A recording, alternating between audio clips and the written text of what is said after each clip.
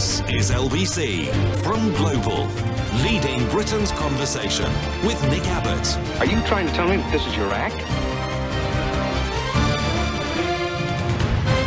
Do you mind if I say a few words? Thank you. Isn't it curious how Annunziata Rees-Mogg doesn't speak anything like her brother Jacob Rees-Mogg? It's like they've never even met. Curious. I mean, Annunziata Rees-Mogg speaks like a normal person. Jacob Rees-Mogg speaks like a cartoon character. How bizarre!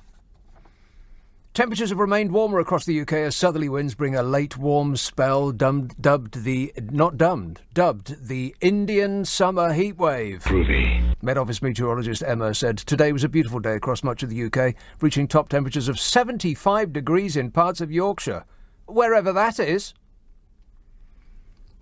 And you double it and add 32 to get centigrade.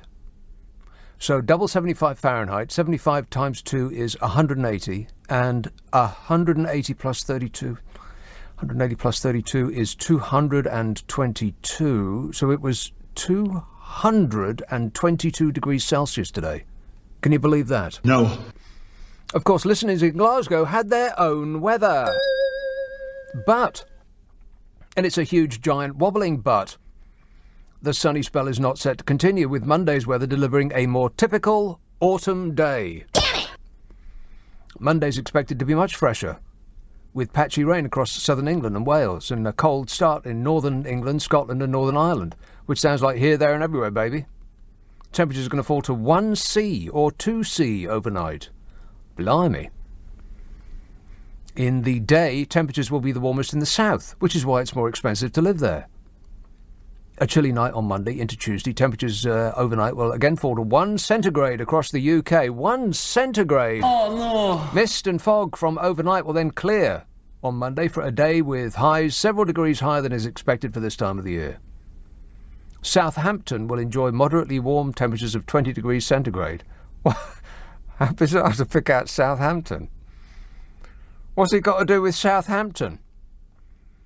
Emma says the warm weather we are enjoying this weekend has come from an area of high pressure moving in from the southwest over the UK, for which we are very grateful. Thank you. And what about tomorrow? Well, Met Office meteorologist Emma said tomorrow we'll see the warm weather in the south, which will get the best of the sunshine, and temperatures there could reach 79 Fahrenheit, untypical for this type of year.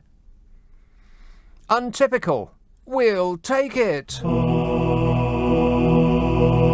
David Cameron is very sorry. He is very, very apologetic. He'd like to pass on how very, very sorry he is about everything.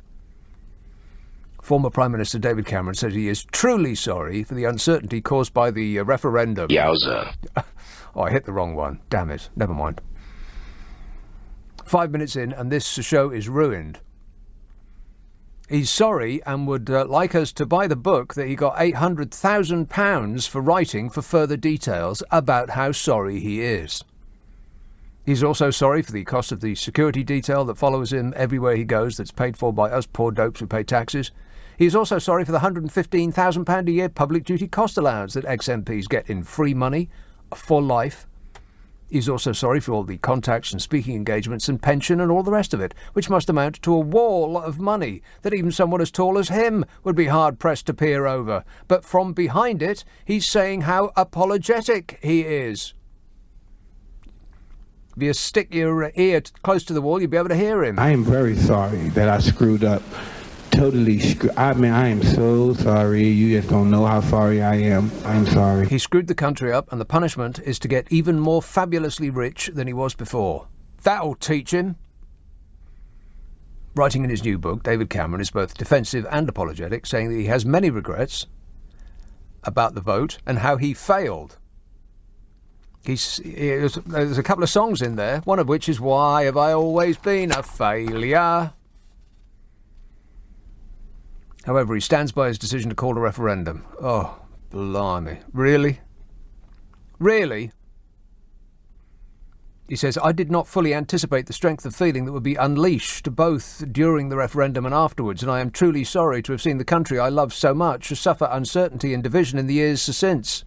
Well, I think that love affair is just going one way, Dave.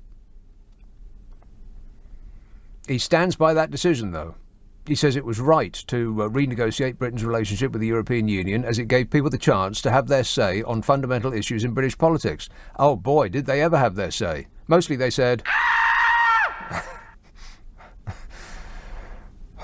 he said the people were given the chance to have their say on a fundamental issue in British politics. And that fundamental issue was, do you like the idea of foreigners moving in next door? And the answer, unsurprisingly, was... No. Particularly from those people who had no foreigners living anywhere near them. Curious, ain't it, that the people that did have foreigners living near them weren't that bothered. David Cameron also failed to realise that some oily second-hand car salesman with some nice patter about a glorious future that looks just like an imaginary past would appeal to those that hadn't been lucky in life. Mostly he did not realise it because he'd won the lottery of life. And so had anyone he'd ever met, parted, schmoozed, chatted and hung out with. I mean, if you're from that world, it must feel like everybody is. The former Prime Minister also tore into Bozo and Michael Gove. You remember Michael Gove, don't you? No! Yes, that's him. He tore into them over their conduct during the referendum. He accused the pair of acting appallingly and trashing the government. He said they left the truth at home, with claims that EU membership cost us 350 million quid a week and that Turkey would join the bloc. Liar! And he accused Boris Johnson and Michael Gove of acting appallingly and trashing the government during the EU referendum campaign. He said they left the truth at home and criticised the Leave campaign for offering lies and stories they made up. And he revealed that he sought to persuade Boris Johnson to back the Remain side ahead of 2016 by dangling the prospect of making him Defence Secretary. Boris Johnson, Defence Secretary. Oh, no. Looks like we swerved that one. Whew. He makes clear his opposition to some of Mr Johnson's decisions as PM, citing sharp practices such as suspending Parliament. He defended his decision to call the referendum in the first place, but admits anguish, saying he thinks about the pain of losing every day and believes some people will never forgive him. And he discusses how he suffered from depression after leaving Number 10 and admits he finds the current crisis painful to watch. Stop whining. He suggests that we should have a second referendum. Is he off his head? We should have a second referendum. And he warned that pursuing a policy of no deal would be a mistake, an error. And he also admitted to getting off his head on dope at Eton and smoking it again later on with his wife Samantha. So that's the reason we're in this state. We had a stoner for a leader. Want to score some pot? I am stunned. He is stoned. I am stunned. 0345 6060 973. Scott in Maidstone says, did you hear about the £5 million golden toilet being stolen from Blenheim Palace after only being open to the public for 2 days? Welcome to Brexit Britain. Well, it's true. We'll nick anything. Even if it's actually plumbed into the wall. We'll just rip it out. Chris says the only honourable politicians left in Parliament are Boris Johnson and those on the Leave side. These good people are the only ones willing to stand up for the trust and hope of the 17.4 million Leave voters. I assume, Chris, that you're trolling me. It's very hard to tell these days because the stuff that people come out with, you think, well, it's got to be joking. And then you realise they're not. But I'll assume that you're a troll. Hey, back under your bridge, troll. And this says, just watching the impartial BBC last night at the proms looks more like an EU party political broadcast. Blue backgrounds with gold stars and lots of shots of promers with EU flags.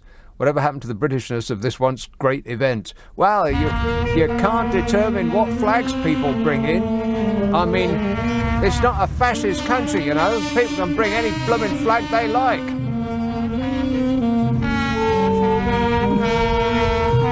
Oh 0345 6060 973, Friday and Saturday night at 10. Nick Abbott, LBC. This is LBC. At Cath's LBC with Nick Abbott. Call 0345 6060 973. Tweet at LBC. Text 84850. We shall begin by being absolutely frank with each other. Frankly, Darryl in Hove says, did you hear that Madame Tussauds had to abandon their attempt to make a model of David Cameron?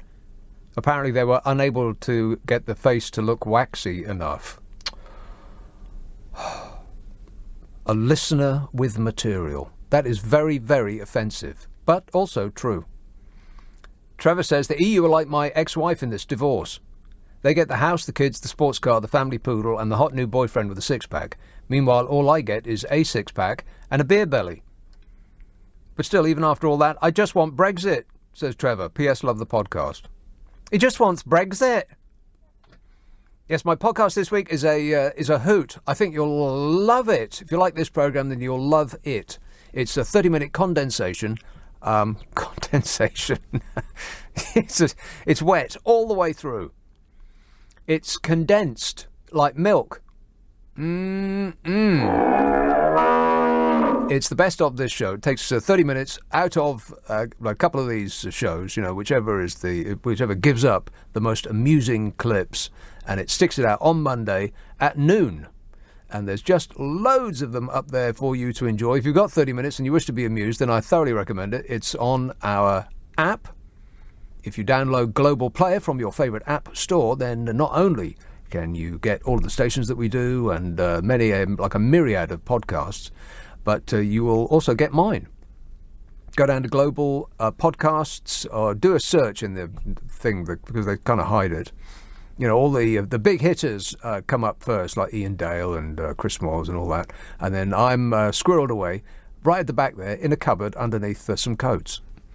So if you do a search on my name, then you'll come up with two things. One is this show, all of it, which will take you 2.5 hours to listen to with the adverts taken out. Or you can get the best of 30 minutes, and I recommend that that is the best way to go. It's called the Nick Abbott Habit. If you don't want to use apps, then point your computer at it. Ask for it by name. The Nick Abbott Habit. Clacton, hello, Elizabeth. Oh, good evening, Nick. Good evening, Elizabeth. I'm not really bothered about David Cameron. What? What I'm bothered about are all these MPs defecting to other parties. Yes, the defective ones.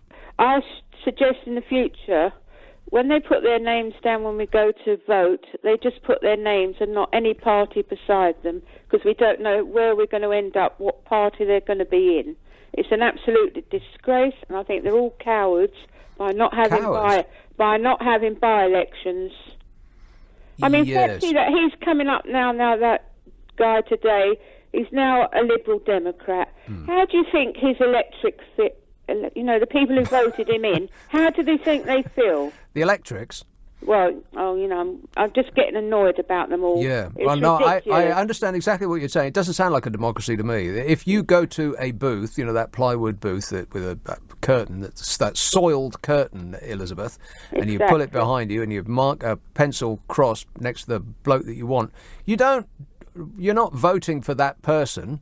You're voting for the party. You're voting for the leader of the party. Exactly. Yes, when you go and vote Labour, if I went to I bet you don't know who your local MP is, Elizabeth. Some bloke called Giles who used to be inbred. But I think... no, it's not funny, Nick. It is a little bit. Some bloke called Giles that used to be inbred. What, you mean he made rolls? What do you mean? No, he was on the TV programme, the sitcom. Oh, right. But, Nick, it's not funny. What's the point of voting for anybody anymore when you don't know where they're going to end up? I think that they're all cowards, so to by-elections. Don't worry about it. Pretty soon, Elizabeth, voting will be banned, because that seems to be the way we're going. Exactly, Nick. Yeah. Exactly. All right. I'm going to go and watch Land of Hope and Glory, because there's not much left. Okay, thanks a lot, Elizabeth. What, not much time left, you mean? Well, I suppose so. It don't half march on, don't it? Phil tweets, I'm confused. What is Cameron actually sorry about? Holding a referendum just to get himself re-elected, orchestrating a terrible Project Fear campaign for Remain that backfired, or running away instead of overseeing Brexit as he said he would? Well, I don't know. All or none of the above, whichever is appropriate. One moment, please. I'm just going to delete the ones that I've read already, just so as I don't repeat myself. Keith says, Weatherspoon's owner, Tim, not nice, but Tim. You know, Tim Not Nice But Dim. Complains that Ramonas are using politics to boycott his initially politicised by him pubs. Weatherspoons. I guess irony is not dead then, Nick. Is he? Is that what he... Are you aware of this? He's blamed Remainer campaigners. What, for his... I think it's 10 million they've lost. For his plunging profit line. Yeah. Hey, Tim. Stop whining. Pauline says, don't be so bitter, Nick. You'll never get to the top of the pile. Well, I am at the top of the pile, Pauline. I'm the only thing on LBC at the moment. Can you believe that? No. Let's have Walthamstow. Ahmed. Hello. Is there anybody out there? Hello? Oh, there you are. Just in time. Just under the wire. Go ahead. Who's speaking? Who's speaking? I'm joking. What are we talking about today, Nick? Wow, that's a really bad start. I don't know. So, should we carry on with that? Yeah, we'll think about it, Ahmed. I'll put you back on hold. Let's have Catford. Steve.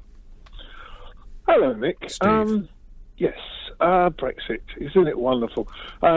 David Cameron, incidentally, I would put out a plea now. I would put out a pledge. Please do not buy his book. People out there, don't buy his book. He's been paid already. It doesn't really make any difference. Yeah, I know. Dreadful.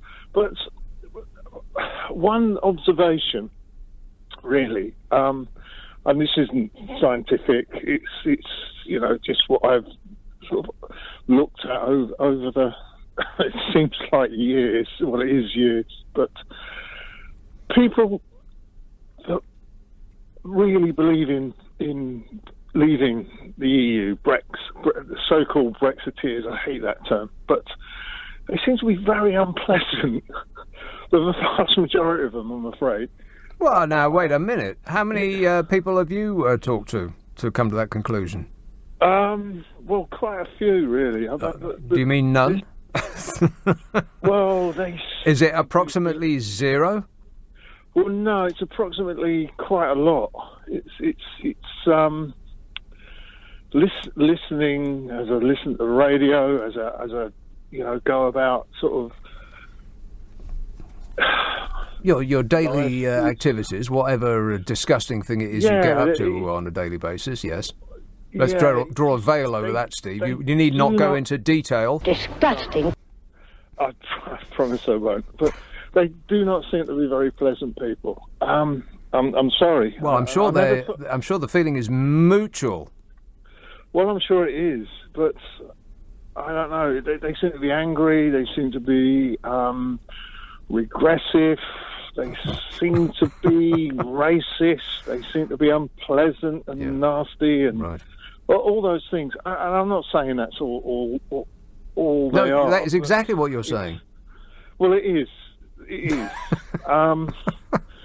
And I never. Well, as long as you don't say anything controversial, Steve, that's fine. Go ahead. No.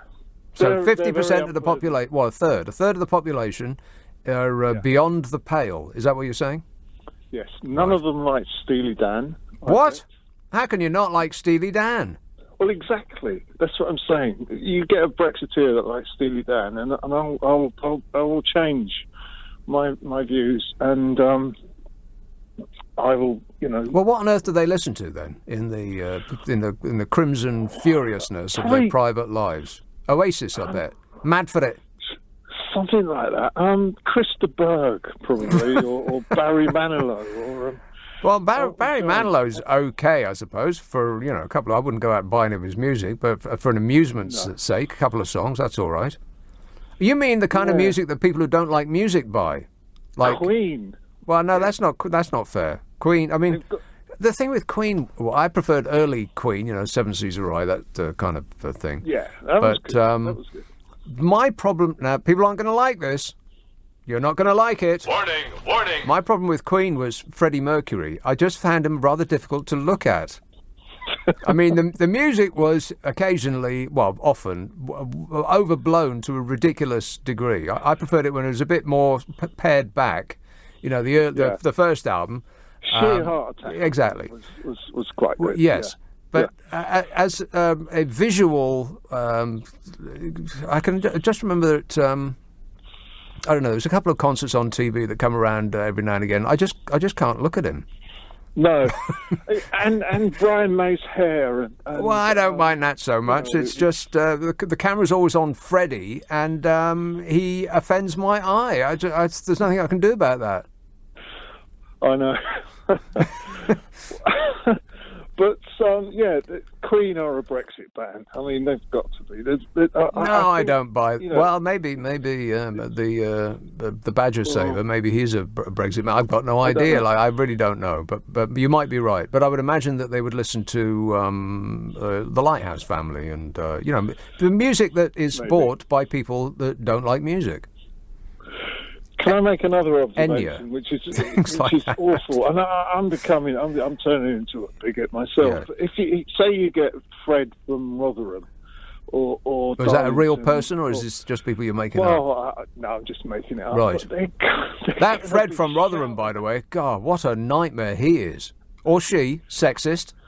But they're going to be shouting at you. Telling you that you're... well, that's what I'm here for. I'm here to tell people the correct way to think about life, and then to sit here like a punch bag while they yell at me for 3 hours, telling me what a stupid moron I am.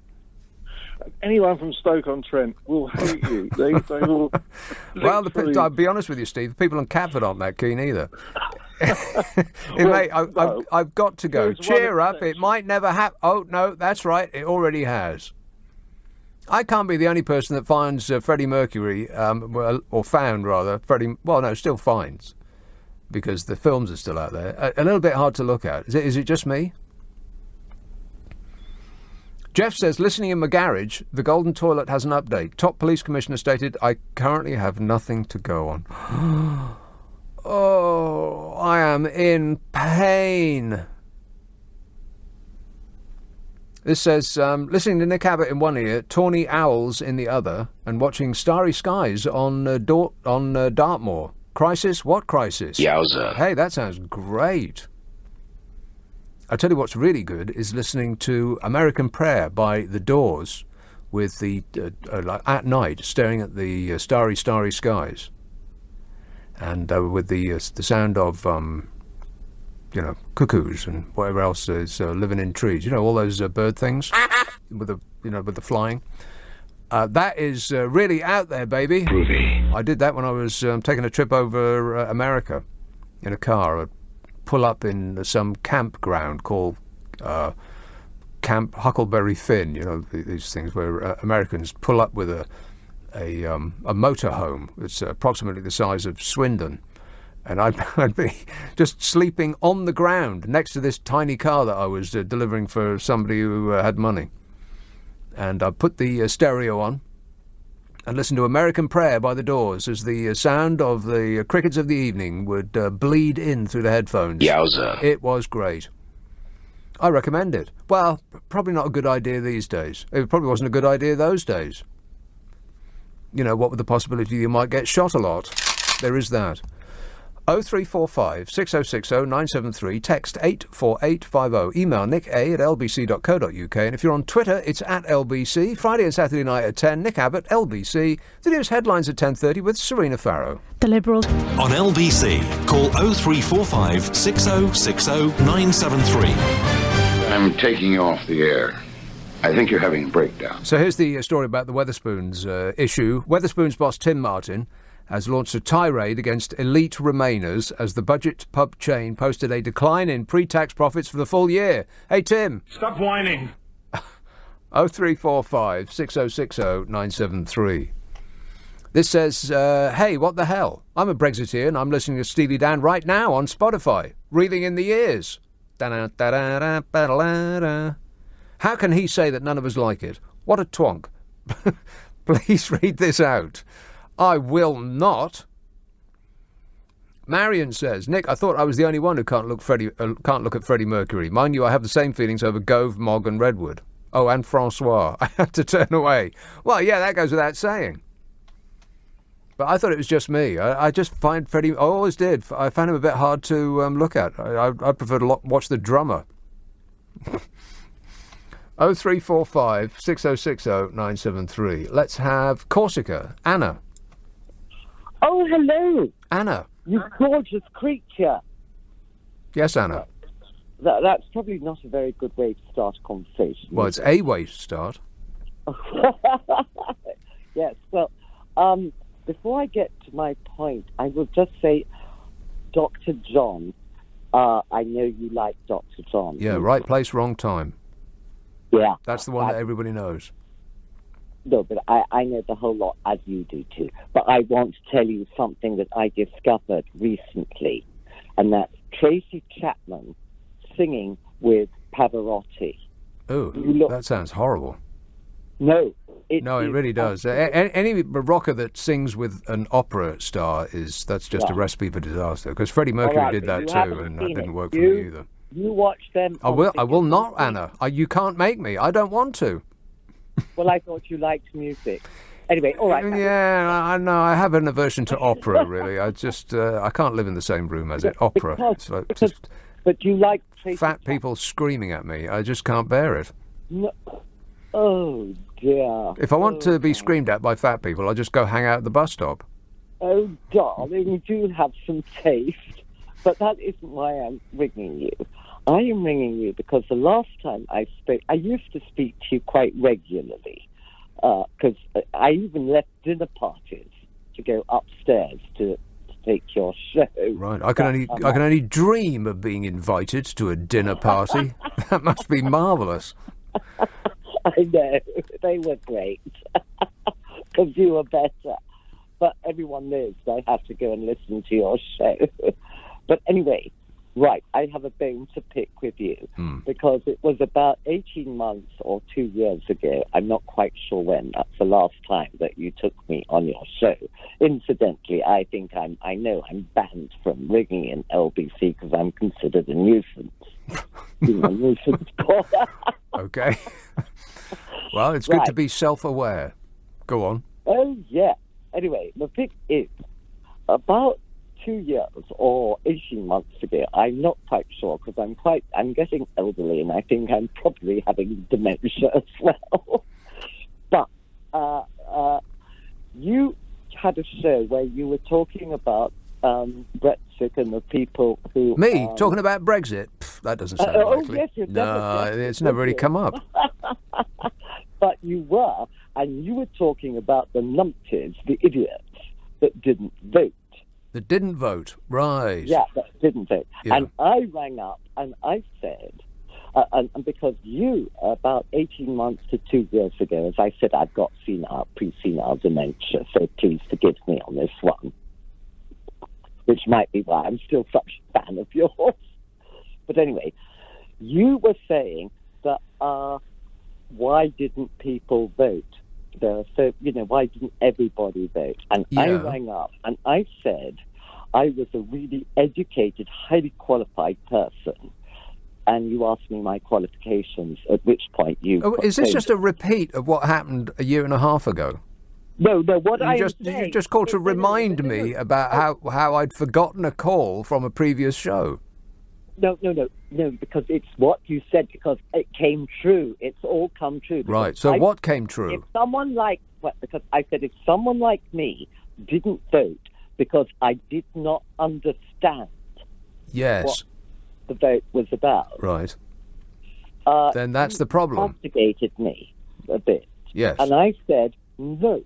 I said, I can assure you, and you can go back on your files if you have them, and it will be recorded there. I said, no, there are a lot of people like me who are very well educated, and we have no idea what is going on. Anna, I can be absolutely confident. Trust me when I tell you, there are not a lot of people like you. I know there aren't.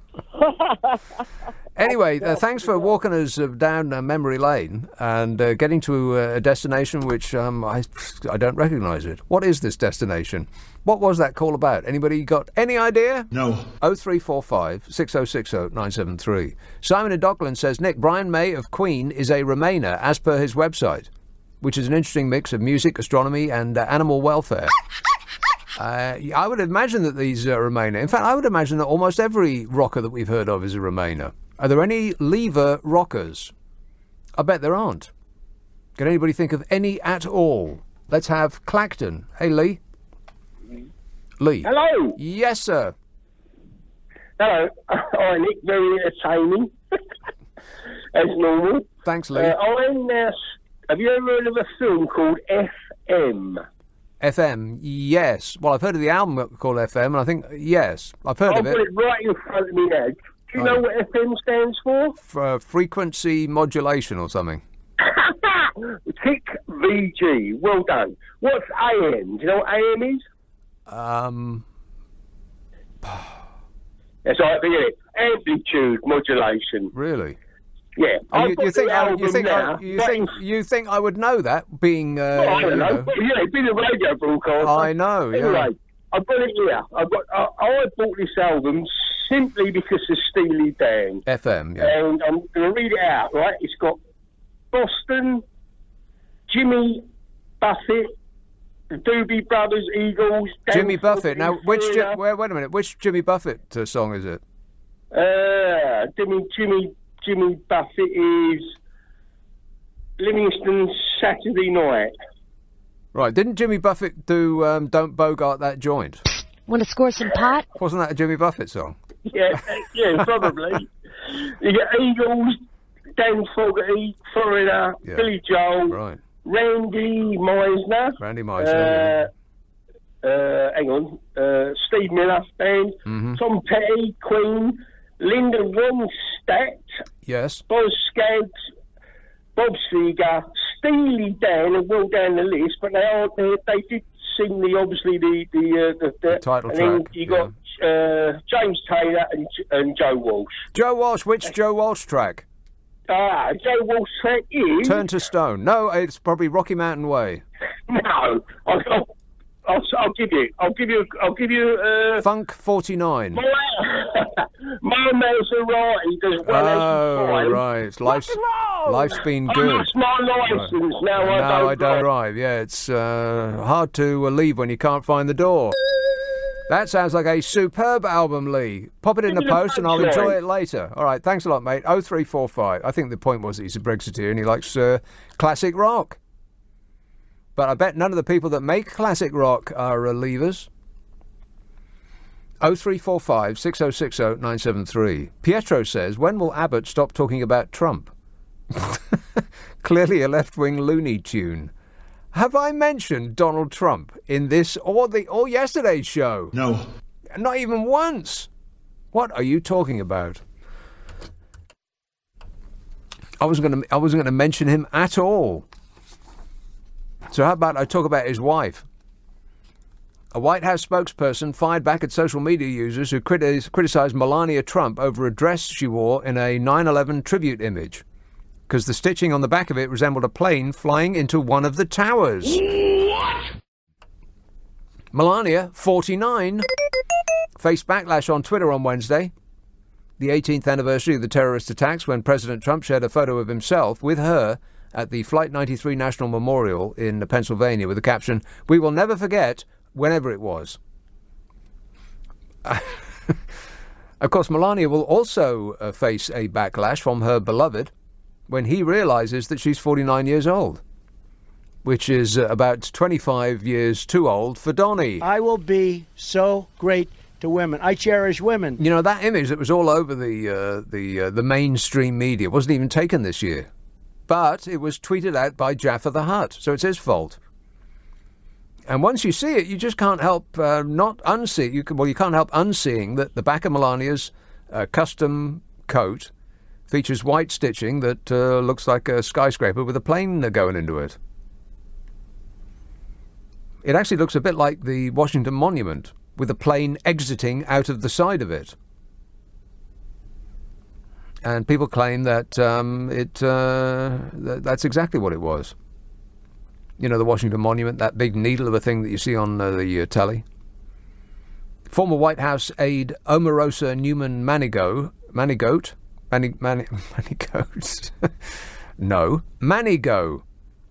claims in her memoir, Unhinged, an insider's account of the Trump White House, that Melania uses her style to punish Trump. Shortly after Trump's grab 'em by the bleep tape leaked, Melania wore a pussy bow blouse at the second presidential debate of 2016. A pussy bow. Disgusting. She donned a white suit to her husband's State of the Union speech in January 2019, which some believe was a show of solidarity with the women's suffragette movement. I cherish women. And, of course, she wore that jacket emblazoned with the words, "I really don't care, do you?" as she went to visit children separated from their families at the border in June 2018. Huh. So what do you think of all that hoo-ha, Melania? I don't care. She's not that bothered. 0345 6060 973. You can text 84850. Email nick@lbc.co.uk. And if you're on Twitter, it's at LBC. Friday and Saturday night at 10. Nick Abbott, LBC. Nick for this is LBC with Nick Abbott. Hi, honey. How are you? Pietro says, oh no, I read that one. It's about me going on and on about Donald Trump, who I hadn't actually mentioned in a couple of days. Still, never mind. Don't let the facts get in the way of a good argument. Michael in Surbiton says Ringo Starr. But that's it. Why did he say that? Which one's this? Ringo Starr? Yeah. He's a lever. Oh. The drummer. Octopus's Garden. That bloke. Mind you, Ringo Starr used to hang out with Joe Walsh, so he's all right with me. Rock and roll! Mike says Roger Daltrey out of The Who is a lever. Well, I wouldn't pick a fight with Roger Daltrey. Punch your lights out. And Squid says Morrissey is a lever. Morosi, but he's against everything. And Pradeep says Brian Blessed would make an excellent replacement for the Speaker of the House of the Speaker of the House of Burko. Is that what he's called now? Order! Yeah, he would. He'd get heard. Earl's Court. Hello, Steve. Hey, Nick. As an American, I was amused by your opening with Rees-Mogg and his sister, and it must be my ear, but I didn't hear the difference. You didn't hear the difference? Are you kidding? Yeah. Well, an attuned British ear can hear the difference between Jacob Rees-Mogg and Jacob Rees-Mogg's sister. Well, Rees-Mogg, he kind of sounded like those characters from The Orphans from Oliver. Is that sort of where he comes from? What? You can't tell the difference between a gall-blimey East End accent and Jacob Rees-Mogg. That really is an American talking, ain't it? And by the way, you all sound the same to us too. Exactly. I think you've got to put the two soundtracks side by side. Side by side, then you'll be able to tell them, yeah. But I wish I'd heard you talking about Trump because, we've got our own problems, don't we? Don't you ever, yes. Fortunately, Donald Trump is taking the world's eye off our slowly unfolding catastrophe, making America the laughingstock of the world. Yeah, unfortunately. All right. Okay, thanks a lot, Steve. 0345 6060 973. Yeah, Annunciata Rees-Mogg was on the news. I can't remember why, but she was speaking away and she just sounded like a normal human being. Which is curious. She was on with Clive, right? At 6. At 6. She was on with Clive at 6, going on about something. She was talking about something, no doubt. David Cameron. Yeah, well, yeah, bound to be. You remember David Cameron, don't you? Bill! Yes, that's him. And she just sounded like a normal human being. Isn't that curious? I mean, presumably she grew up in the same house as Jacob Rees-Mogg. Well, maybe the house was so big they never met. But she sounds like like an ordinary person, and yet he speaks like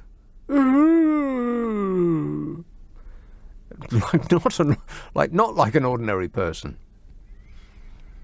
Woody tweets, tell that idiot you have on that keeps playing childish noises that Roger Daltrey spelt wrong and Ringo Starr, also spelt wrong, are Brexiters. You can't find and more bigger stars than them. Hey, Woody, you missed out the part where you're not stupid. Or was that supposed to be understood? I'm not stupid. 0345 6060 973. Chatham. Hello, Maria. Oh, hello, Nick. Maria. I'll upset the Brexiters now, won't I? Oh, no. Here we go. Grip onto something firm, everybody. Well, Well, I was watching the last night of the proms because I like to hear all that Land of Hope and Oh, yeah, isn't that great? Oh, no, I don't like that bit. And I thought I was particularly looking at the audience to see if there were lots of EU flags. And I was very pleased to see there were, and hats. Now, be honest, were the Union flags outnumbering the EU flags?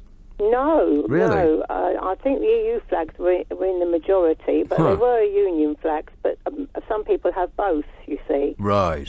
So that's quite good. And, of course, Welsh flags and Scottish flags. Yes.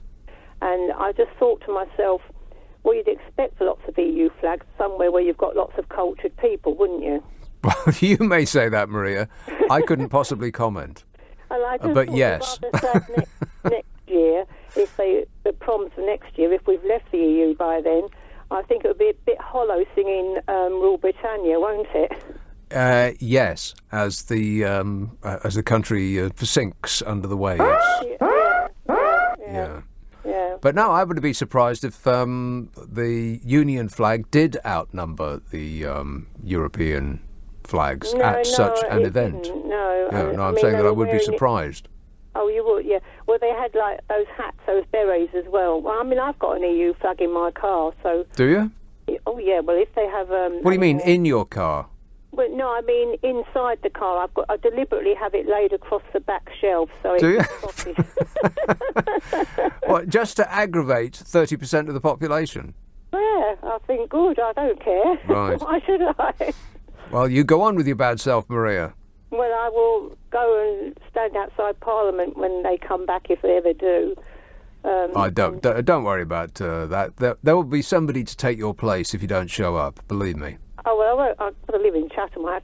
It's expensive to go to London, but I'll make the effort. Exactly. All right. Okay. Well, thanks for the effort, Maria. Yeah, you appreciate that. All right. Cheers, Maria. Ta-da. 0345 6060 973. Phyllis says, Anne Widdecombe is a rock star who is a lever.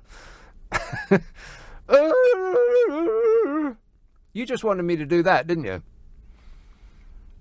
Michael in Stockwell says, apparently it was only because Freddie Mercury had to rush to the dentist that the Sex Pistols got on the Bill Grundy show back in 1976. Queen were booked for the TV spot, but had to pull out because Freddie had a dental problem. Freddie Mercury had a dental problem. Yes. I am stunned. Hey, you just disappeared there. Put that back. Where was the rest of that? I think it was a bit that I didn't read. Freddie had to pull out because he had a dental problem. Well, that's the myth anyway. He mythed that show because he had a dental problem.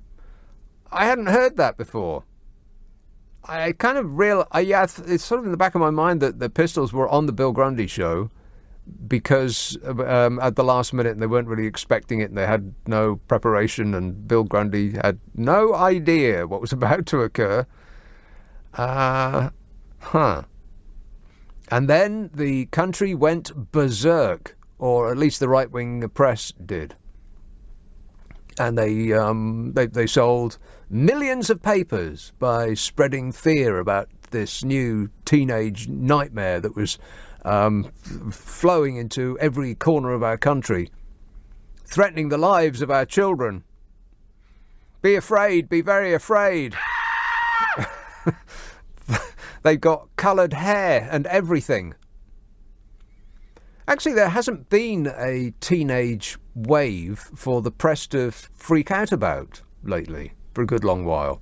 I mean, they used to come along every 10 years, didn't they? First there was rock and roll, and that was alarming because that was when teenagers were invented in the 1950s, and then in the 1960s, of course, there was something else for them to worry about.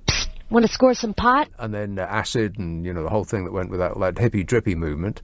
And then 10 years after that, there was punk and hip hop and disco, which was alarming times 3, but especially the punk part.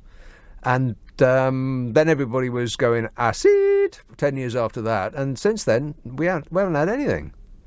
What have the kids been doing since the acid generation? Since 1990, let's say 1992, we haven't had anything. What have they been doing all this time? Oh, they've had their face in their phones, haven't they? They've been playing computer games and learning how to kill each other, that kind of thing. I suppose that is concerning, a little bit. But kids being at home staring at screens is not a story that you can whip up excitement about in a newspaper, really, is it? Other than they're all getting bent spines at their necks and they've got bad backs. That's not really enough to whip up the readership of your average tabloid. So come on, kids, try harder. They got papers to sell. Do something that is alarming to the adults. Please. Anything would be good at this point. We're desperate. Just give us something to talk about that's not blooming Brexit for a start. So I'd like to talk about David Cameron taking drugs, as in vast amounts, hoovering them up in industrial quantities, apparently. And, well, there's plenty else besides. Don't you worry about that. Oh, I am chock-a-block, mate, up to my eyeballs. 0345 6060 973, Friday and Saturday night at 10, Nick Abbot, LBC.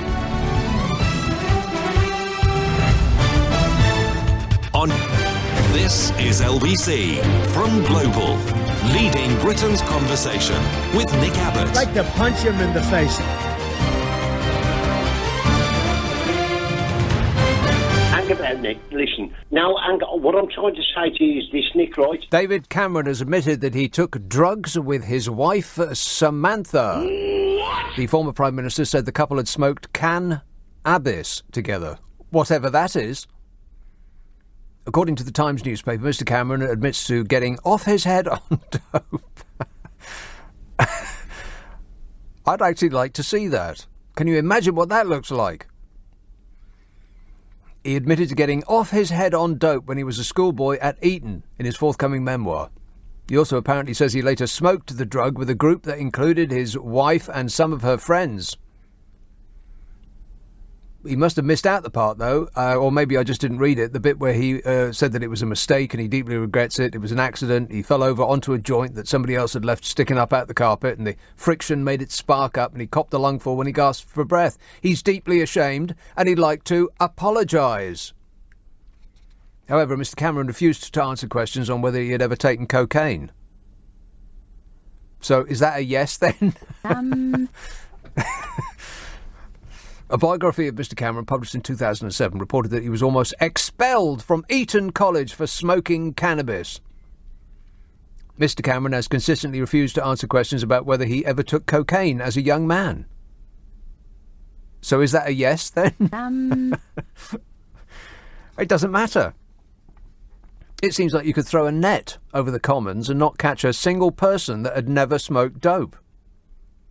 And their attitude pretty much to a man and woman is that it was all right for me, but you slow-witted plebs should not be allowed it because you don't have the strength of character to avoid becoming a glue-huffing zombie like I do.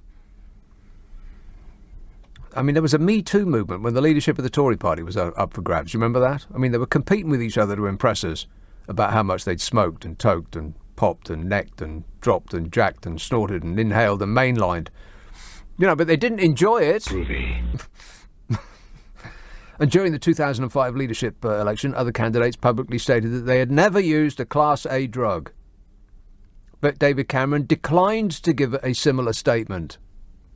So, does that mean he did then? He said, I did lots of things before I came into politics, which I shouldn't have done. Yeah.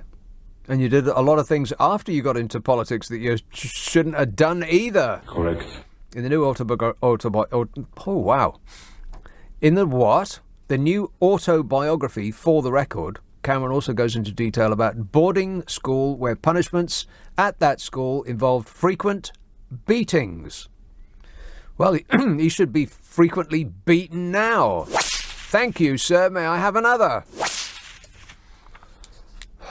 Michael says, I think that most active musicians don't want Brexit because it'll mean difficulty touring around Europe and cost more money and take more time. They won't be able to make much money. Well, and yeah, you could say that about all of us. Apart from, of course, those who are betting against the pound,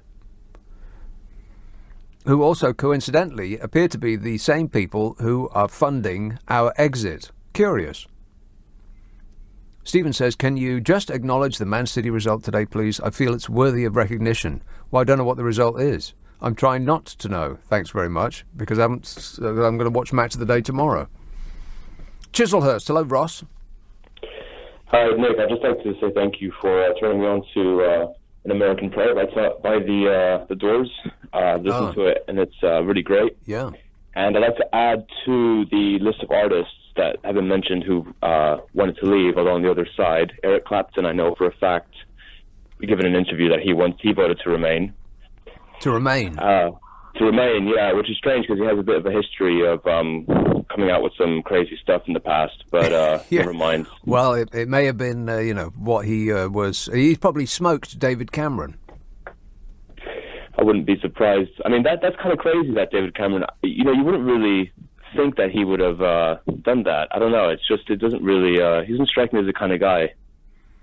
But I guess those are the ones that will get away with it and that do it the most frequently, I suppose. They'll definitely get away with it, yeah. They'll get away with anything. Don't you worry about that. Yeah. Do you think that we're ruled by TV then, Nick? Do I think that what? That we're ruled by TV. That we're ruled by TV? What a bizarre question. What do you mean by that? Well, it's a lyric from the actual song American Prayer, and you said yesterday that you watch TV for entertainment, to amuse yourself. Mm-hmm. But don't you think that's part of the problem, is that most of the news that people get is from TV, and if we have the attitude that we're watching TV to amuse ourselves, it naturally leads to our politics becoming more for an amusement than actual to becoming informed. Yeah, I'm not sure that people do get their news by watching TV anymore. I mean, young people certainly don't. Kids aren't watching TV at all. You know what the average age of, I've mentioned this before, the average age of people who watch BBC One and BBC Two is mid-60s. Mid-60s. The average age of the people that watch those channels is almost dead. But the people who watch things on YouTube or Facebook, usually the sources. Yeah, that's different. But the sources for those videos and the content usually come from the TV anyway. I'm not sure that's true. No, I don't think so. Well, maybe there's differences, obviously. Yeah. The thing with the internet is that it doesn't matter what the source is; it all looks the same. Because, I mean, if you got a column in the newspaper, then you have to jump through certain hoops. You have to go by your editor and the sub-editors that check it and so on and so forth. And if you're on TV, you've got to go through producers and an enormous number of people have to okay something before it actually gets released. But if you're on the internet, you can just write any old rubbish in the squalor of your own flat and release it out onto the World Wide Web, and it looks like it is as believable or as dependable a source as CNN and the Washington Post. But you're falling into a very strict definition of what fake news is. What do you mean? You're falling into the trap where you think that fake news is just things that are not real, that do not happen in the real world and created by trolls. Whereas I think a lot of people think, maybe Trump thinks it as well, that fake news is actually stories that have been taken from reality and have been manipulated in such a way that are actually no longer anywhere near the actual event themselves. Well, the definition of fake news is news that's fake. But Donald Trump thinks that anything is fake news that does not praise Donald Trump. Yeah, that's a facet of what he thinks. You're right. Yeah, that is true. Okay, well, let's leave while we're on a high, eh? All right, thanks a lot, Ross. 0345 6060 973. John says, Nick, there were Union flags all over the place and one big one in lights behind the orchestra. Oh, you mean, huh? Well, behind the orchestra is also people in the audience, right? This is at the Royal Albert Hall, and the audience goes all the way around.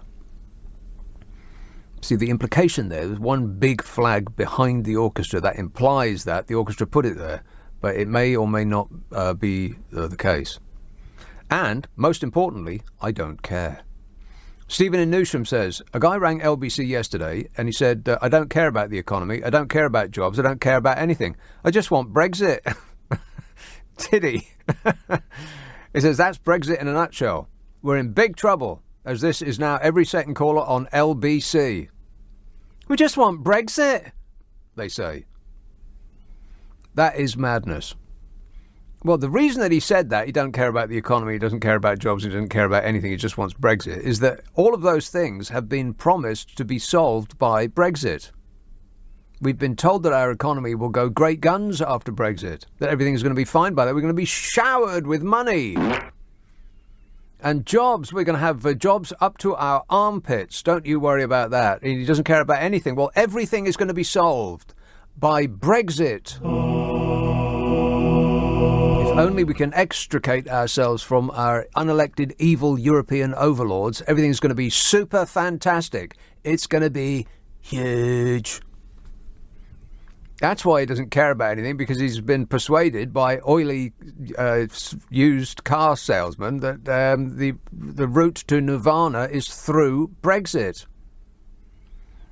He's drunk the Kool-Aid. It's a cult. But that does, I mean, which part of that doesn't sound like treason to you? I don't care about the economy. I don't care about jobs. I don't care about anything. I just want Brexit. Doesn't matter to him what happens to our country. He just wants what he wants, and that's that. That does sound like treasonous behaviour to me, but what do I know?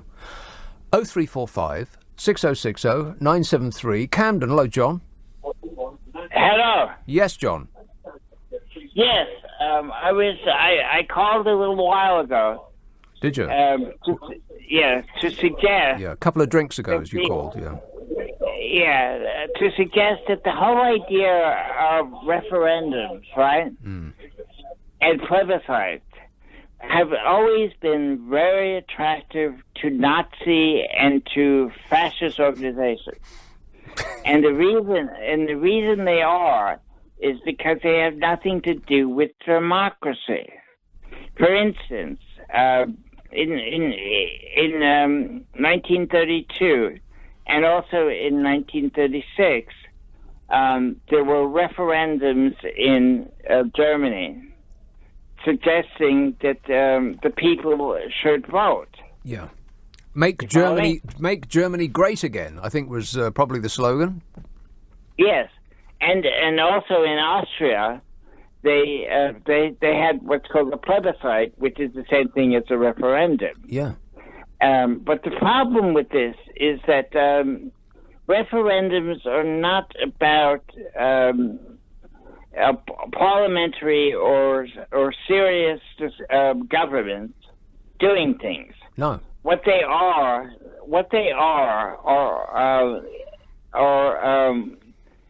weird people. I shouldn't say that, but weird people deciding that they're going to make a move. Like, for instance, in the referendum in 2016, we had this referendum in which 52% went against 48%, right? Yeah. Or about a third. A third said yes, a third said no, and a third didn't vote. Yes, but the fact of the matter is, nobody knew what was happening. All of the people who say that they knew what was happening are lying. Well, they think that they know what was happening and what the consequences of their actions. How could they possibly know what was happening?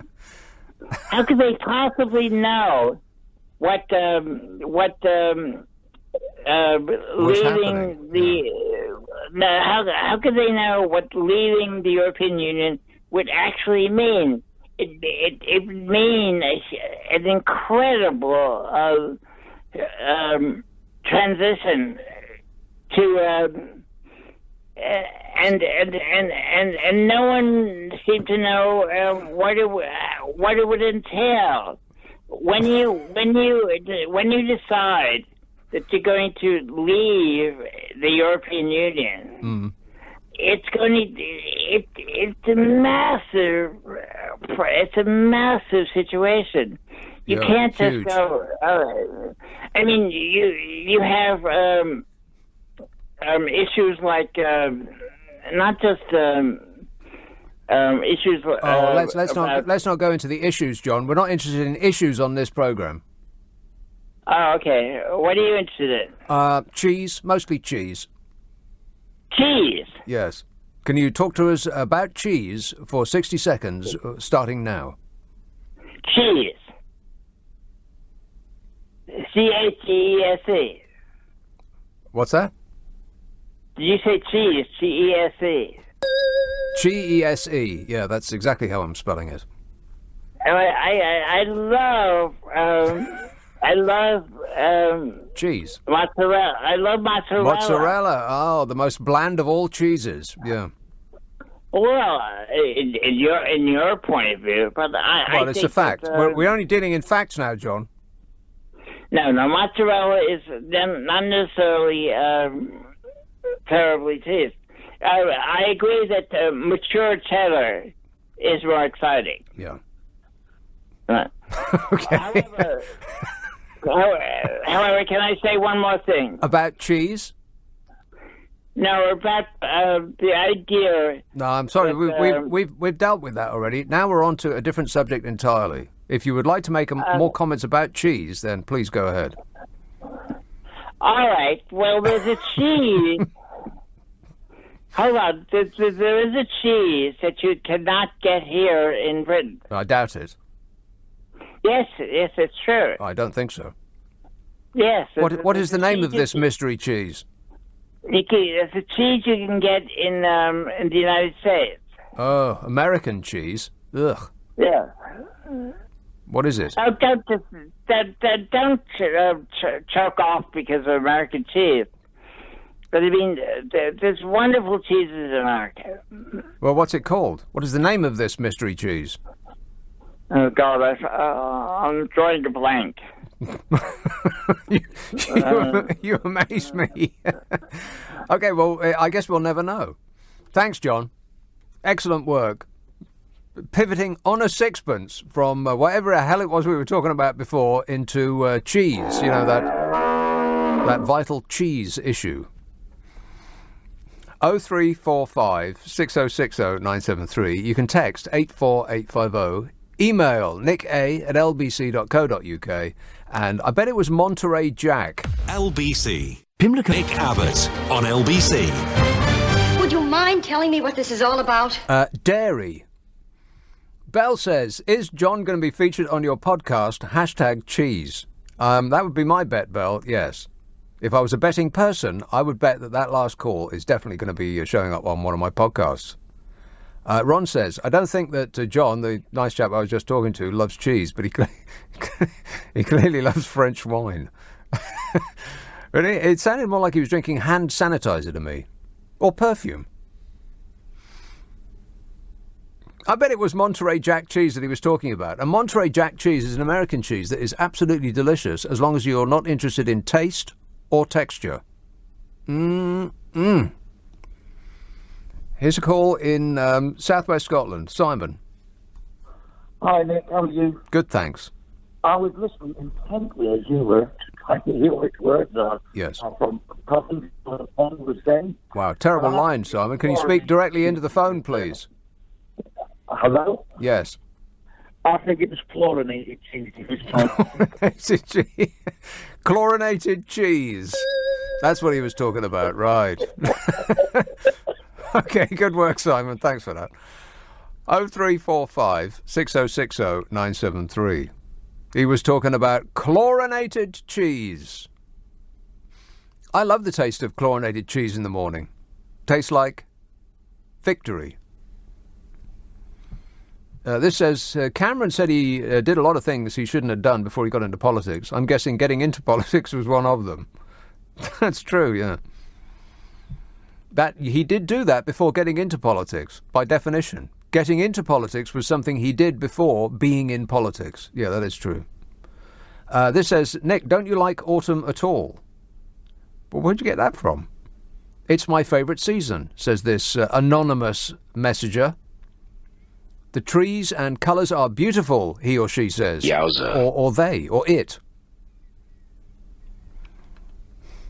I don't really want to get into this, but is they the correct terminology to describe one person? I don't think so.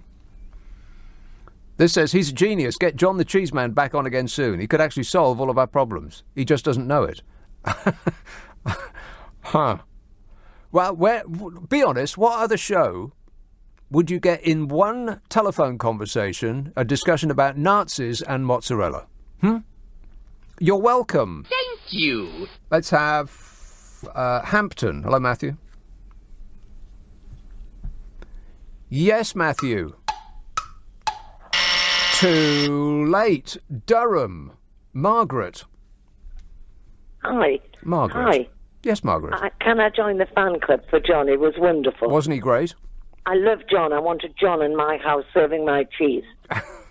That's what I wanted. Is that a euphemism, Margaret? Pardon? Never mind. Go on. Never mind. Anyway, I'm coming in on a sort of serious note, and I feel it's so light-hearted tonight. Serious? No, not serious. Not serious. Common sense. Right. Listen to me. All this rubbish about Brexit. I'm so old. The first time I travelled to Europe. How old are you? Too old. What, Dead Man Scroll old? In 1958. I love Europe, especially Italy, Tuscany, France. I love Europe and the difference. I love it. And we had this amazing relationship. We had something called the common market, where we traded together and we visited each other and we were all happy. Who the hell changed all that to what we've got today? And when did they ask us? How many referenda did we have to say, we're joining this commitment, we're joining this? You know, these people just took it away from us. Let's go back to the common market. What people? Pardon? What people took it away from us? It? What it? Who? That lovely arrangement we had, the common market. Who extended that into all sorts of areas? Well, what is it about... Oh, God, OK, this again. What is it about our current arrangements that you find so grieving, Margaret? Well, all I can say is our present arrangements are causing so much chaos. No, David Cameron caused so much chaos. That had nothing to do with the European Union. They were there's innocents in all of this. Because of that, we've discovered how entrenched we are. Yes. In so many ways. Of course. All we wanted was a common market.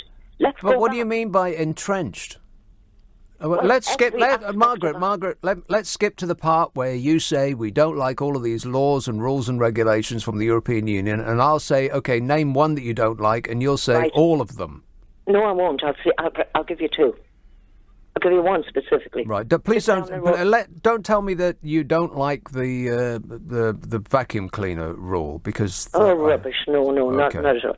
There's a little factory down beside where I live, and they make passports and they make foreign currency. And who got the contract for the new passport? Some company in Belgium, because I'm told of the common because of Europe. Who told you that? Who told you that? A local councillor. Yeah, well, he or she or it or they were wrong. Right. Well, why did the contract not go to English? Because they had a cheaper deal somewhere else. Well, exactly. That's what I'm talking. Do you not see it? No, I don't. That makes no sense. Somebody we all do that. The reason that we don't make anything in this country anymore is because we're not ethical consumers. Because we all buy something that's cheap, regardless of where it was made or under what circumstances it was made. It has nothing to do with the European Union. That's just globalisation, baby. But anyway, thanks for bringing us all down, Margaret. God, we were having such fun. Never mind, eh? This says, John crying with laughter. John is a legend, as in back on the cheese. John for PM, he'd sort us out. If he just changes his views on mozzarella, he's in. Cheese is important to us all at this tough time. It is important to us all at this tough time. Of course, mozzarella is a key ingredient in pizza. You know, I was banging on about bread yesterday. If you are, if you're a little bit large, if you're, I don't know, the size of a cow, for instance, and you want to shed a bit of weight, then my recommendation is give up bread. Now, I did mention that yesterday. I also said that don't take my advice. Always ask a trained professional before refusing the bread basket in a restaurant, or anywhere else for that matter. But I think you'll find that if people try and give up an entire area of food, like carbohydrates, and that means giving up pasta and bread and rice and potatoes. Ooh, so yummy. I think potatoes have got drugs in them. I'm pretty sure about that because people just go berserk when you are presented with a fried potato. It doesn't really matter what kind of potato it is. It could be chips or roast potatoes or crisps. They just go mad. Their eyes get wide. I mean, your eyes are going wide right now just thinking about it, ain't they? So don't give up potatoes and, all that good stuff. Just try giving up bread. And you'll find the weight eventually, slowly, not dramatically, but slowly just falls off you. And you'll be able to squeeze into those clothes that you thought had shrunk in the cupboard over the last few years. They haven't shrunk, you got bigger. But what I failed to mention was that this has, that what is not included in this don't eat bread thing is pizza. Pizza is excluded from that whole don't eat bread thing. You can go ahead and eat as much pizza as you like. There are no calories in a pizza. And that is a fact. But let me reiterate, don't take any medical advice or any other kind of advice from me because I don't know what I'm talking about. Correct.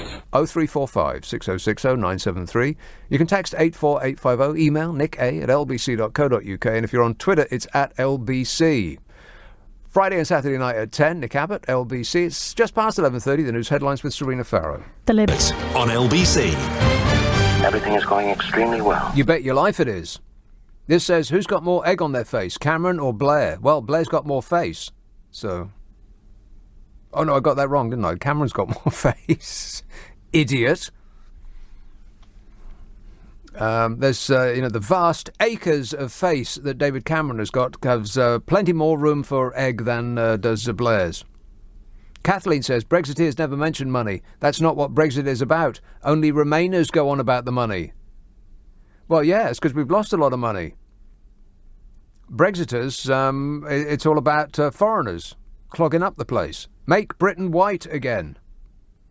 Andy in East London says, that guy talking about cheese was totally crackers. Oh. Listeners with material, please make it stop. And Michael in Stockwell says, Eric Hall, who became the football agent. What, Mr. Monster, that guy? He was the plugger promoting, or the plugger promoter working for EMI at the time, who had to ring up Malcolm McLaren of the Sex Pistols, who had at first apparently didn't think that it was a good idea that the Pistols replace Queen. He had to be persuaded. This version of events is in several books on the subject. Oh, books. Oh, well, you should have said. Books, you say. Boring. Manchester. Hello, Linda. Oh, hi there, Nick. You do raise my countenance, you do. I do not. It weren't me, mister. I ain't done nothing. Okay, whatever. I think the lady might find that the French got the passport. Yeah. Well, it was a Franco-Dutch firm, wasn't it? Yeah, that's Which right. is double foreign. That's correct. Yeah. I was wondering actually. But the point was that it had nothing to do with the EU. We gave them that contract because they were cheaper. Exactly. All about the money, honey. Exactly. I was wondering actually. We spoke last week about posture, and I was wondering what finishing school you actually went to.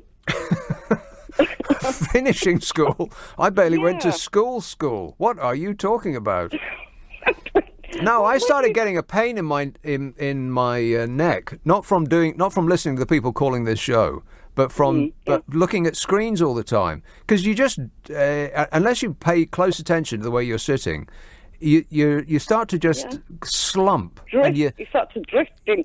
One left or right or back or forwards too much. Yeah. You go forward. Your chin starts to go out, and your head, which is actually very heavy, is cantilevered over the front of your body, which is not the way your spine is set up to work.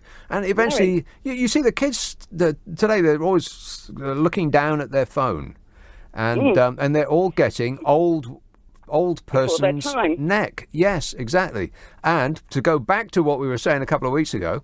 Nobody teaches you how to sit or stand or walk, which is probably the most important thing you'll learn. Never mind about trigonometry or all of that stuff that they, I don't know, do they still teach trigonometry?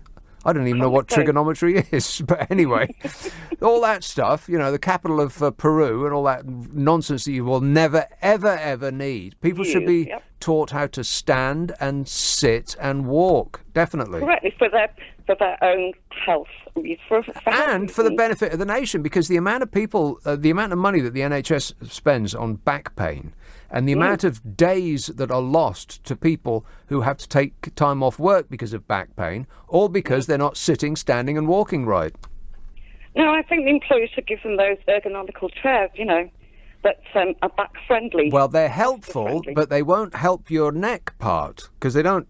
I mean, the only way that they would help you sit right is if they actually gripped your head and put it in the right position.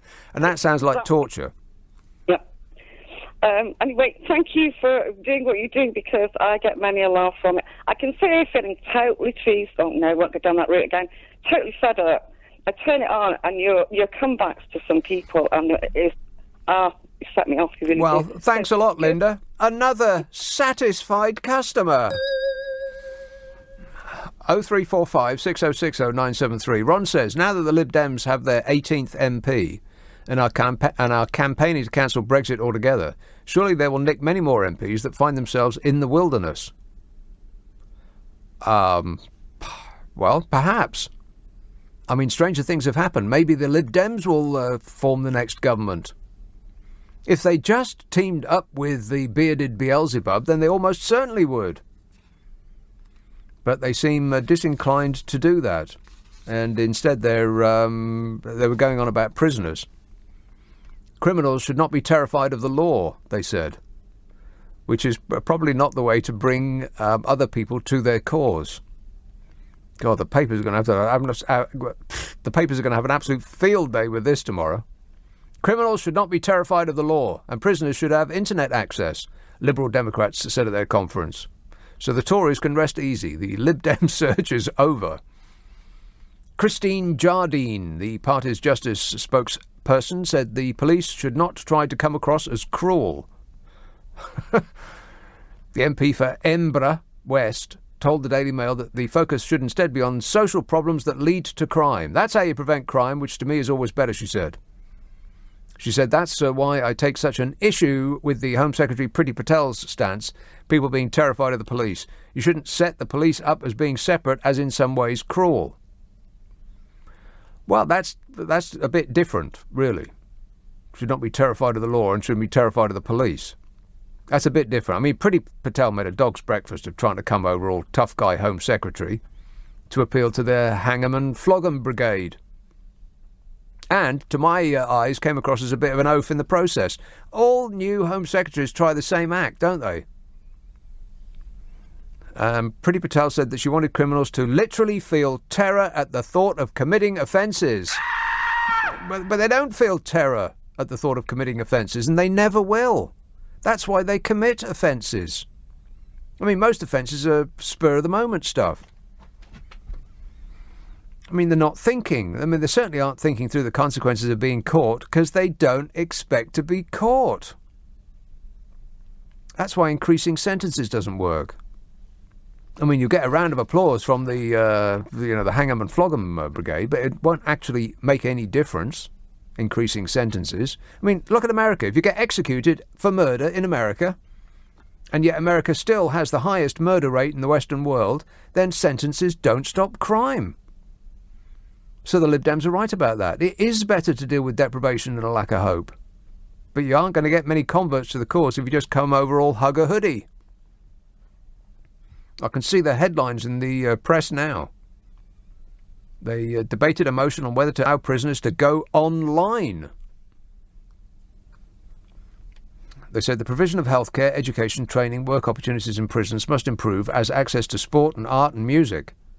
Prisoners must also have access to IT, subject to appropriate content controls. Oh, I don't know.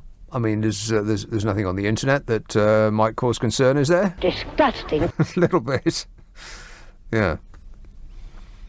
They said you have to think about what the purpose is of having people in prison. Do you just put them in there to punish them or help them to rehabilitate? Well, it depends who you're talking to. I think a third of the population will say punish. A third of the population will say rehabilitate, and a third of the population will say, yeah, so nothing will ever get done. So that's where the Lib Dems are at, I suppose. preaching to the converted. And there's the polling about, 18, 19%, something like that. Way ahead of the Nigel party. Never mind, Nigel. I'm a nutcase. 0345 6060 973. You can and by the way, if the Tories teamed up with the Nigel party and the Lib Dems teamed up with Labour, then it would be the bearded Beelzebub that would be our next PM. But they seem disinclined to do that for some reason known only to themselves.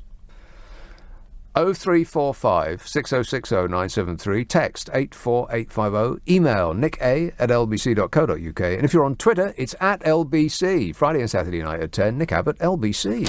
Nick for LBC with Nick Abbott. Call 0345 6060 973. Tweet at LBC. Text 84850. I just want to tell you all how happy I am to be back in the studio, making a picture again. Yeah, it's a radio show, dear. Dan says, Jacob Rees-Mogg and his sister sound different because Jacob was educated alongside Benjamin Disraeli in the 19th century. I'd forgotten about that, yeah. It's not an affectation to denote superiority. He just arrived here in a time machine. And David Doncaster says, may I recommend a book? No. Let me just stop you there, Dave. No. It's a no from me. He says, by the late Heathcote Williams, From Mayor to Nightmare, giving his opinion of Mr. Johnson. Like that. From Mayor to Nightmare. Huh. I may have to use that. He said, did you see the reception that Bozo got at Doncaster Market? Yeah, let's tune in and see what the good people of Doncaster think about the ex-mayor and current nightmare. Boo! Yeah, they're still booing him. Cambridge, hello, Gary. Hello, Nick. How you doing? Great, mate. The Houses of Commons is now becoming like the Premier League with different players swapping sides left, right, and centre. Yeah. Do you reckon they're using their agents and they're getting transfer fees? Well, it's curious, ain't it, that the clubs themselves have absolutely no loyalty whatsoever to the players. Once they use the players to, for whatever it is that they require of them, they just toss them away like a used Kleenex. But the fans go berserk when players decide to switch teams rather than getting dumped. And yet, our highest level of intelligent people, supposedly, are doing the exact opposite. They've got showing no loyalty to their party. And they're just abandoning the party and moving over. Well, the party has changed, so that is understandable. People are showing loyalty to what they believe in, which is commendable. But if your party changes the direction in which it's going, then it is understandable that a few people might say, "Well, hang on a minute, I didn't sign up for this." Yeah, but they shouldn't be allowed to vote in any Commons debates and referendum type situations. What you mean is that they should be subject to a local election. Yeah, Right. There should be a by-election straight away. And then How about and we've got a prime minister that 0.2% of the population voted for. Well, we never vote for a prime minister in theory anyway. But I know in theory, yes, but if it's your position that an MP can't change the party without going through a local election, then we should certainly not have a PM thrust upon us, as has been the case, I think, in 3 of the last 4 iterations. Well, the likes of Chuka Ramuna has got 3 different clubs under his belt at the moment. So yeah. How many more before? He's sort of like I'm trying to think. He's the Wayne Rooney of politics. Yeah. One of the questions I wanted to ask was about the cheese. The cheese man was quite interesting. I found him quite funny. Mm-hmm. I used to buy a cheese, and it was called Seriously Strong Cheese. No. That's too generic. You mean seriously strong cheddar? Yeah, well, not seriously strong cheese. Well, if it was called seriously strong cheddar, then yeah. But I mean, you don't buy a packet that just got cheese written on the front. It tells you which particular type of cheese, doesn't it? Well, I did. If it said cheese, I'd have probably bought it. But well, me too. Seriously strong. You had me cheese. at cheese. Yes. And now you can't find it for love nor money. What? I've done all the supermarkets. I just wondered if anyone knew why it's not available now. Brexit? See, you want to blame everything on that, but I'm looking forward to the 31st of October when the next day I might book the ticket on the Eurotunnel and go over and get me duty free. Well, I think they're going to concrete it up, aren't they? Yeah. I would love to go back to the old days of going over for me duty free, picking me beer up, having a day out, having a meal at the French supermarket, the big shopping centre at Calais. And that was always that sounds awful. You had a meal in a shopping centre in Calais? Yeah, that would be like a French person coming over here and having a meal in the shopping centre in Dover. You wouldn't do that either, would you? Oh, for God's sake. It was good fun, and we had a good day out. I mean, honestly, how much did you save? Nothing at all. Well, she'd come back with about 10 cases of red, God knows how many cigarettes, and she'd be happy for the next 3 months. Right. But now, we can't do this without sort of feeling that there's no saving whatsoever. It used to be a good day out. So that's 120 bottles in 3 months. Wow. That's really going for it, ain't it? I think it was a bit more than that sometimes. Right. But, well, no wonder she was happy, like delirious, out of her mind. Well, look, these are the good points to come out of leaving the EU. Yeah. Because we're going to get So rid the good point is that we will have more expensive wine in this country, so that you'll have to actually leave to go to another country to save some money buying wine. That doesn't sound like a good point. Well, we're now actually doing Witherspoons because it's such a good deal there, and they've downed their prices as well. Yeah, they've downed their prices, down their profits, and he needs all the help that he can get. Thanks a lot, Gary. Well, it is a good value meal. And, yeah, well, if you say so, you may think that. I couldn't possibly comment, not having eaten there. I can't imagine that you would ever go in one. Yeah, no, me either. But I'm sure it's excellent in every regard. Thanks a lot, mate. 0345 6060 973. Dave in Doncaster. No, I read that. Kim says, I agree with the guy on earlier.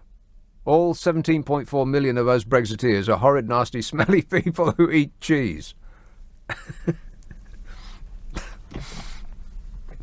This says, why are you not more patriotic towards bread? You really do have to, some of these messages have to be read out at the moment at which they come in, because they pertain to something that's happened on this programme. And it's pointless me going back over that again. You'll have to catch up on the podcast. This says, Roger Daltrey of The Who is a Brexiteer, as is Ringo Starr, and Jay Aston of Bucks Fizz. Jay Aston of Bucks Fizz was recently announced as a Brexit Party candidate. Funny that, as it was the Eurovision Song Contest that made her famous. And Nick from Tottenham says, cheese. It's all about the cheese. If the EU hadn't tried to force us all to eat foreign muck, we wouldn't have had a referendum. Well, that is a good point. Let's see if I can squeeze one in. Abingdon. Dean. Hello, Nick. Nice to talk to you again. Dean. Hello.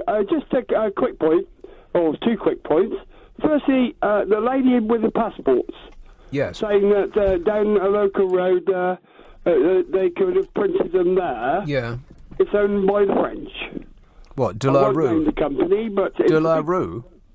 And they also partnered with the Dutch company to print the passports in Brussels.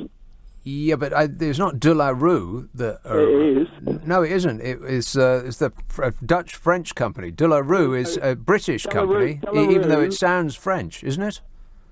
Sorry? Even though De La Rue sounds French, it's actually a British company, isn't it? Sorry? It's not English.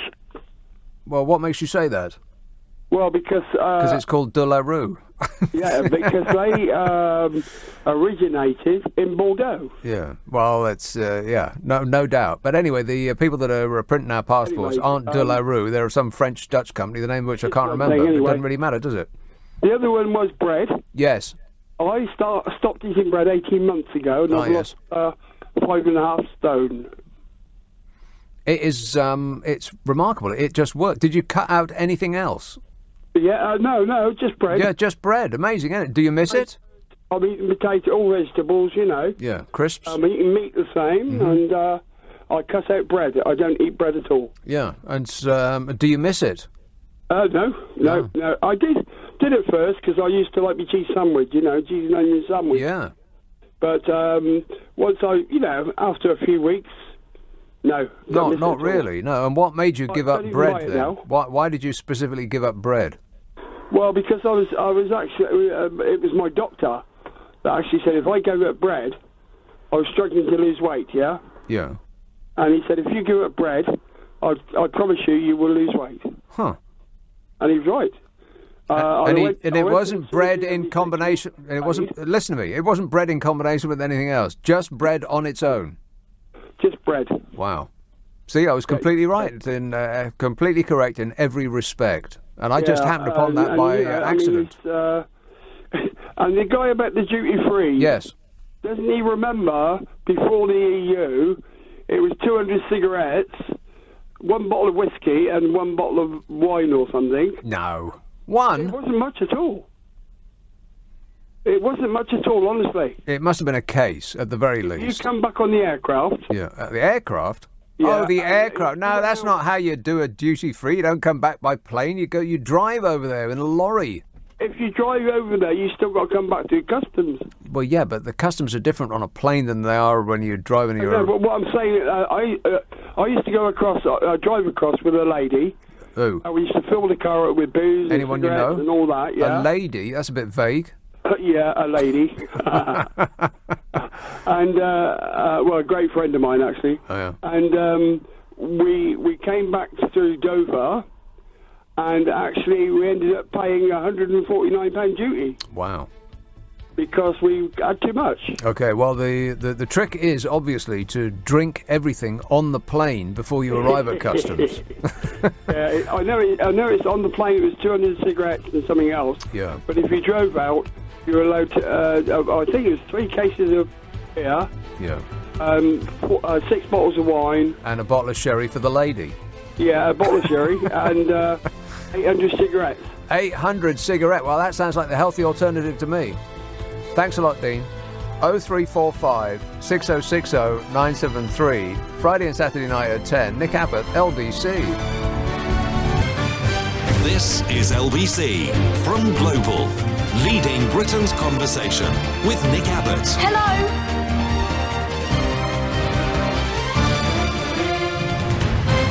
Yes, hello. I've been waiting for you. Hello. Just to save you the effort, I'm amazed that nobody's done this already.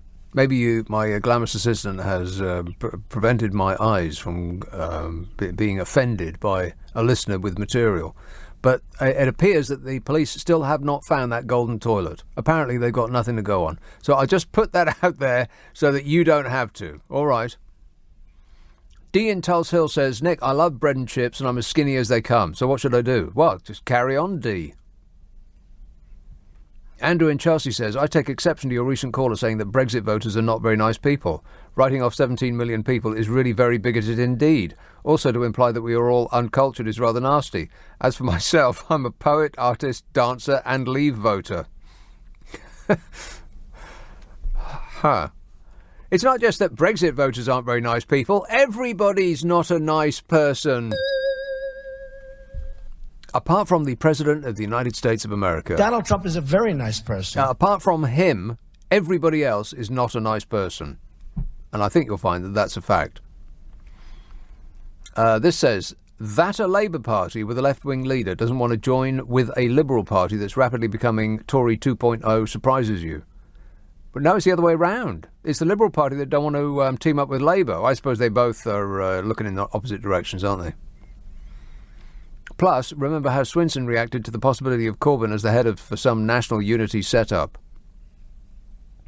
Well, they're going to have to get their act together one way or another, because otherwise the person that's actually going to be running this country is you-know-who. I'm a nutcase. Let's have Swansea. Val Yeah. Hi, Nick. Hello, Val. Yeah. Hi. Perhaps you ought to start up a sideline in health advice. Yes, I will. Yes, Yeah. that's a good idea. Especially after the bread thing, because that sounds like a magic formula. But what I was going to ask you about is an earlier caller, you said something about you had a bad neck, but you didn't go on to explain how, and I'm assuming that it did improve, how you got an improvement. I mean, do you mind if I ask what therapy you used? I just decided to sit and stand up straight. Is that all? Yeah. Well, yeah. Oh, I see. So that's just use your own common sense, and you just started to do that. Well, you see, I noticed that I was getting a pain in my neck because I spend much of my day staring at computer screens for this job. I actually do homework. Can you believe that? No. And the longer you sit there, the worse your posture becomes because you just, I'm lazy and just like everybody else. And so your shoulders go forward and your chin juts out, and you've got this great weight that's pulling your spine out of alignment. And I thought, no, pay attention, sit up straight, lad. Right.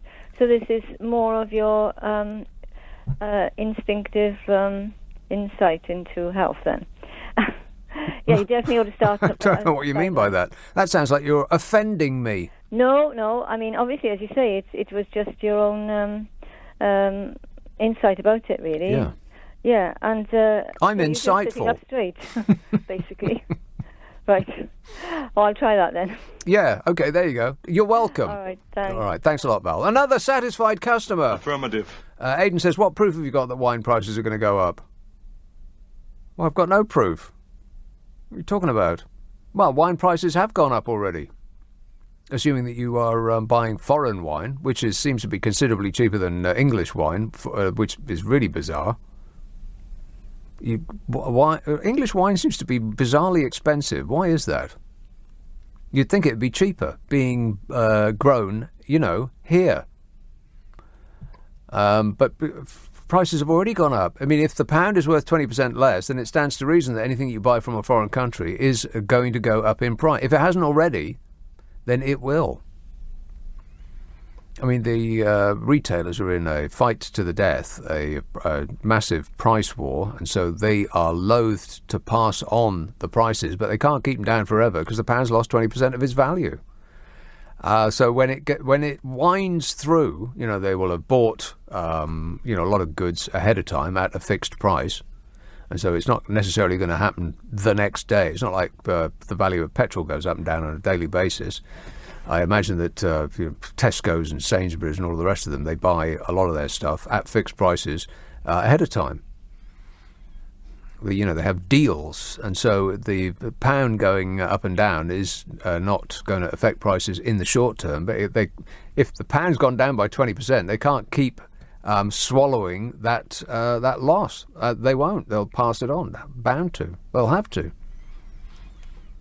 Lucas says it's starting to look very likely that the Brexit Party will team up with the Conservative Party. No, says Lucas. Well, the Conservative Party say no. Yeah, they say no. There's a lot of knowing going on. The Liberal Democrats say no to the Labour Party, and the Labour Party say no to the Liberal Democrats, and the Conservatives say no to the Nigel Party.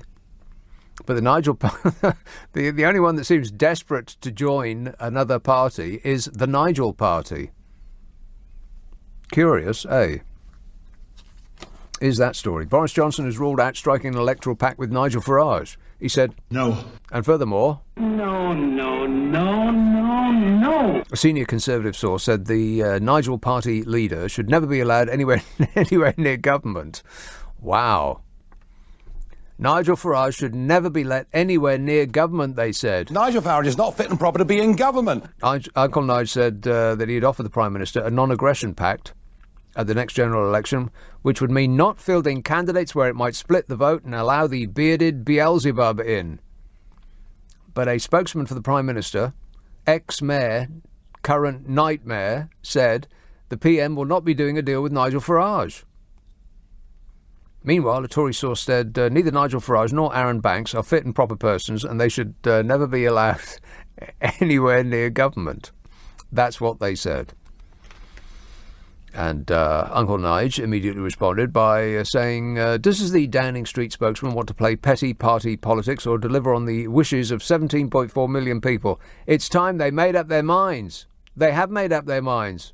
They wish to engage in petty party politics. Peter Pepper picked a peck of pickled pepper. And no matter how hard you try to rewrite history, you will not be able to say that 17.4 million people wanted us to leave without a deal. I know that that's what they're trying to do, but that's not what 17.4 million people said. Plus, can we stop going on about 17.4 million people? Please, pretty please, with pepper on top. No such thing was said before the referendum, leaving without a deal. We were told that a deal would be easy and quick and there'd be 1,000,000 to 1 chance of not getting one. You remember? Makes you wonder, actually, why some people are so keen to get out without a deal, which almost every economist and MP going says would cause us harm. It couldn't be because they are betting against the pound and will bank hundreds of millions of pounds if it goes down further in value, could it? You know, like the people that bet against the pound before the referendum, while contributing to the campaign to get us out. Which is like selling somebody a boat and digging a hole in the hull and then taking a bet that it's going to sink. I just wonder why some people are so keen for a no-deal exit. I mean, why would it be that important unless you were betting on what might happen in that scenario and you were very sure of your predictions?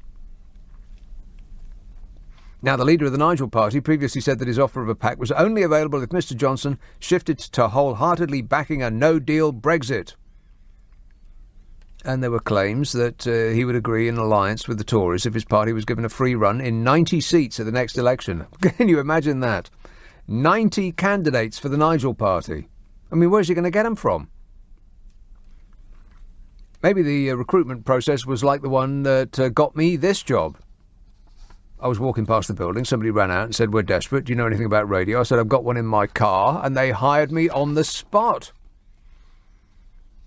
But I'm sure that the process is much more thorough for the Nigel Party. We've got a few idiots in our party. He said that in exchange for a free run at 90 seats, he wouldn't field candidates against sitting Tory MPs in specific target constituencies. Does it seem a bit like this country is being tied up with a bow on top? Yes. Yeah, a little bit. Does it feel ever so slightly that the people that gave us Donald Trump also want this country as an ornament for their mantelpiece? Maybe they'll dangle us off their Christmas tree on Jesus' birthday. Does it ever occur to you that that's what's going on? And Nigel Farage wants to go after Labour Leave voting seats in the Midlands and South Wales and the north of England and here, there and everywhere where UKIP has performed strongly in the past. And as UKIP was the Nigel Party and the Brexit Party is the Nigel Party, and as he looks and sounds like the leader of a cult, it seems possible that he could get those seats. Because a lot of people have drunk the Kool-Aid and they're waiting for heaven to arrive on earth. If only we can leave the evil EU overlords, everything will be great. Our lives will be lifted up on a perfumed cloud of loveliness. Our bodies will sag no more, and our bank accounts will be bursting, and sexual interface will be back on the menu, and nary a crossword will be said. In Brexit land. And Boris Johnson's decision to torch any prospect of a deal with Nigel is likely to spark concern among senior Tory party leaders. But they shouldn't be concerned. Because if Boris says he's definitely not going to do something, I'd say it's about 50-50. And the polls, well, it depends which poll you like. Which poll do you like? Because there's the one that says that the Tories are on 30% and Labour are on 29%. Ooh, so close. The Lib Dems on 17% and the Nigel Party's on 13%. Which looks a bit like the air has escaped his balloon. And if those levels of support were repeated at the next election, because of the weird system that we've got, the Tories would finish 41 seats short of the 320 needed for a majority. Boris would get 285, Labour would get 266, The Lib Dems would surge to 38 MPs, and Nigel Farage would get nothing. 0. Perfectly reflecting his previous results when he tried to become an MP 7 times. And such a result would make it impossible for the Tories to form a government and would potentially open the door to Labour, SNP, Lib Dem coalition, if only they could agree on not disagreeing. I mean, if it was just the Lib Dems and Labour together, and in this scenario it'd be 304 seats. All they'd have to do is agree not to disagree. Oh, no. So that's out then. And many Conservatives fear that if the Brexit vote is split at the next election, neither Labour nor the Lib Dems are going to come through the middle to win in many seats. And as the middle is where most people are, maybe that would be a good thing. Not neither Labour nor Lib Dems, either Labour or the Lib Dems. God, I can't read my own writing. What an idiot. I screwed it up right at the end. Never mind, eh? 0345 6060 973. You can text 84850, email nicka@lbc.co.uk, and if you're on Twitter, it's at LBC, Friday and Saturday night at 10. Nick Abbott, LBC. Brexit, leading Britain's conversation. LBC with Nick Abbott. This is absolute tosh. Here's Ipswich. Hello, John. Hi, Nick. I love the show. Thanks. Highlight of my weekend. Oh, that's nice of you. Thanks. It's a bit sad, really. I should get a life, but love the show. Anyway, that chap who's looking forward to the 1st of November and he's going to go across and do his booze cruise. Yeah. He's got it totally wrong way round. Oh. I mean, at present, the situation is with the single market and the customs union that as long as you pay duty on your purchases in the EU, you can bring back as much as you like, as long as it's for personal use. I mean, I used to go across and bring back 1,000 cigarettes, as many as I could stuff in my suitcase. 1,000? I mean, it's just. I mean, he's going to be disappointed. You're lucky to be alive, John. Well, true, but you know, it saves a lot of money at the time. I mean, the booze cruises are not as promising as they used to be because, of course, the pound's tanked since the idiots voted for us to leave the EU. But, well, you may think that, John. I couldn't possibly comment. Well, indeed. I mean, it's amazing the ignorance of the people who want to defend Brexit. I mean, they keep telling us they're not stupid or ignorant and then come on the radio and display it. But I'm sure I'm going to upset some people. I think, I think that ship sailed, yeah. Yeah, I do need to reprimand you though. What? I've just been looking at your tweet, and I know you're very keen on good spelling and punctuation, which is why I phoned. Not to mention mental arithmetic. Yes. Indeed, yes. You've put an A in Eton. Did I? Yeah. Oh, for crying out loud! What an well, you could tell I didn't go to Eton. Indeed. Eton. E-A-T-O-N. Yep. Oh, no. Oh, well. Better luck next time.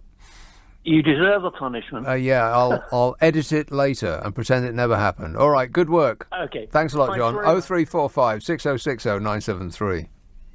Eat on. Marion says, Nick, I eat bread and potatoes and sweets, and I've lost weight by rejoining a gym and swimming half a mile 3 times a week. Nothing wrong with bread. People just need to get off their butts and burn calories. And if you eat more than you burn, you get fat. If you eat more than you burn, you get fat. Yes. Get off your ass and change it. Exactly. Yeah, the problem is that people have got busy lives. I mean, you just are, you can, you probably got a life of Riley, Marion, whoever Riley was. But most people can't swim half a mile 3 times a week and plus go to the gym and all of the rest of it. They're busy. So if you just give up bread, I think you'll find that the weight will very slowly drop off. But let me reiterate, don't pay any attention to me because I don't know what I'm talking about on this or any other subject. Correct. Always ask a trained professional before giving up bread or anything else. Or, moving. Have one on the phone at all times. Matthew in Canterbury says, James Brown and Pavarotti singing It's a Man's World is fantastic. You must listen to it. I will not. I don't want to, and you can't make me. That sounds terrible. Why get Pavarotti involved? What's he got to do with it? James Brown and Pavarotti together. That sounds really bad. It just doesn't work. I mean, they've tried it many times, but I can't think of a single instance of an opera singer teaming up with a rocker and it working. It just doesn't exist. It always sounds odd. It's just off. Same with people who've been trained to sing in the theatre. That never works either. Because it's a different kind of projection, isn't it? I mean, the theatre and opera, really, is all about volume. I mean, there's no... I was going to say emotion, but I suppose operaists will freak at just the very idea that there's no emotion in opera, because it's all about... I don't know. I've got no idea. I'm not remotely interested. It's fat people screaming. I just don't care about blooming opera. Matthew in Stockwell says, Nick, it was on a TV documentary that Freddie Mercury put Sid Vicious in his place. Both bands were rehearsing in the same studio, and Sid was shouting his mouth off, and Freddie shut him up. I have not seen that. And Ron in Hounslow says, just been listening to Thunderclap Newman. Can we please have an update on your car, the one in the garage? No, it's too depressing. It's been sitting there. Oh, no, I can't. I'm having a fine time, and I'm not going to go into that. But there's nothing to update you with. There's no update, mate. Let's have Hampton. Hello, Matthew. Yeah, hello? Matthew. Yes. Yes, Matthew. Yeah. I have to say, I mean, this is crazy, this. I love the sound effects on the show.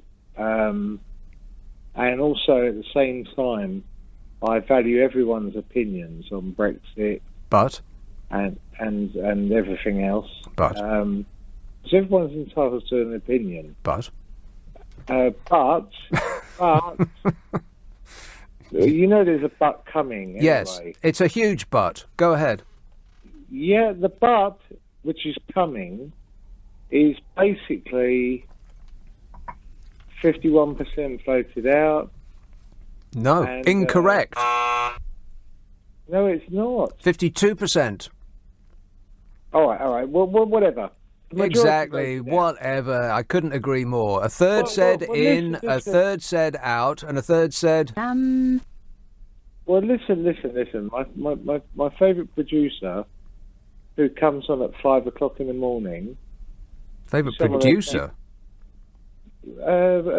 Presenter. Presenter, right. Yeah. Who I've met on a couple of occasions in Twickenham, which is nearby to where I live. Steve Allen, yeah? Yeah. He doesn't take Brexit overly seriously. He might do inside. He refuses to discuss it. Right. Well, I don't think Steve Allen takes much seriously on his show, does he? No, he doesn't. But give me a chance. That's the nature of his show. Yeah, but give me a chance to explain how I feel right now. How do you feel right now, Matthew? Just out of interest. I just feel... Yes. Listen, democracy, yeah? The way I feel, yeah... Is, and don't get me wrong, and I'm acknowledging what a great show this is. Yeah, but... It's the first time I've entertaining this show. Mm-hmm, but... But... No, yes. It's not funny, though. No, it isn't funny. There's nothing funny about this programme. Yeah, but the fact is, if we do not leave on the 31st of October, your head's going to explode. No, I get the humour. But the bottom line, the bottom line is Yes. Can't wait till we get to it. it's going to. It's going to cause problems. Of course, it's going to cause Not problems, surely. Oh no! Oh no, that's the last thing we need. Problems. Oh, just deflecting. I'm trying to say, and it's also quite. Well, if only you'd just get to it, Matthew, wouldn't that be great? Because it's been you've been on for almost 4 minutes now, and you keep alluding to the fact that you're going to make a point, but you just don't actually make I'm it. making a point. Right. Which is the point I'm making. This is the point. Yes, we're ready for the point. Go ahead. Yeah, right. The whole point is, as Jackie this morning. This is like that Monty Python sketch. I have a theory. Listen. This is the theory that I have. Right, Andrew Castle's show this morning, yeah? Yes. Right. You had a lady on there called Jackie, yeah? If you say so. Jackie who? Oh, listen to it. I won't listen to it. I'm busy doing a programme at the minute, Matthew. Do you mind if I listen to it later?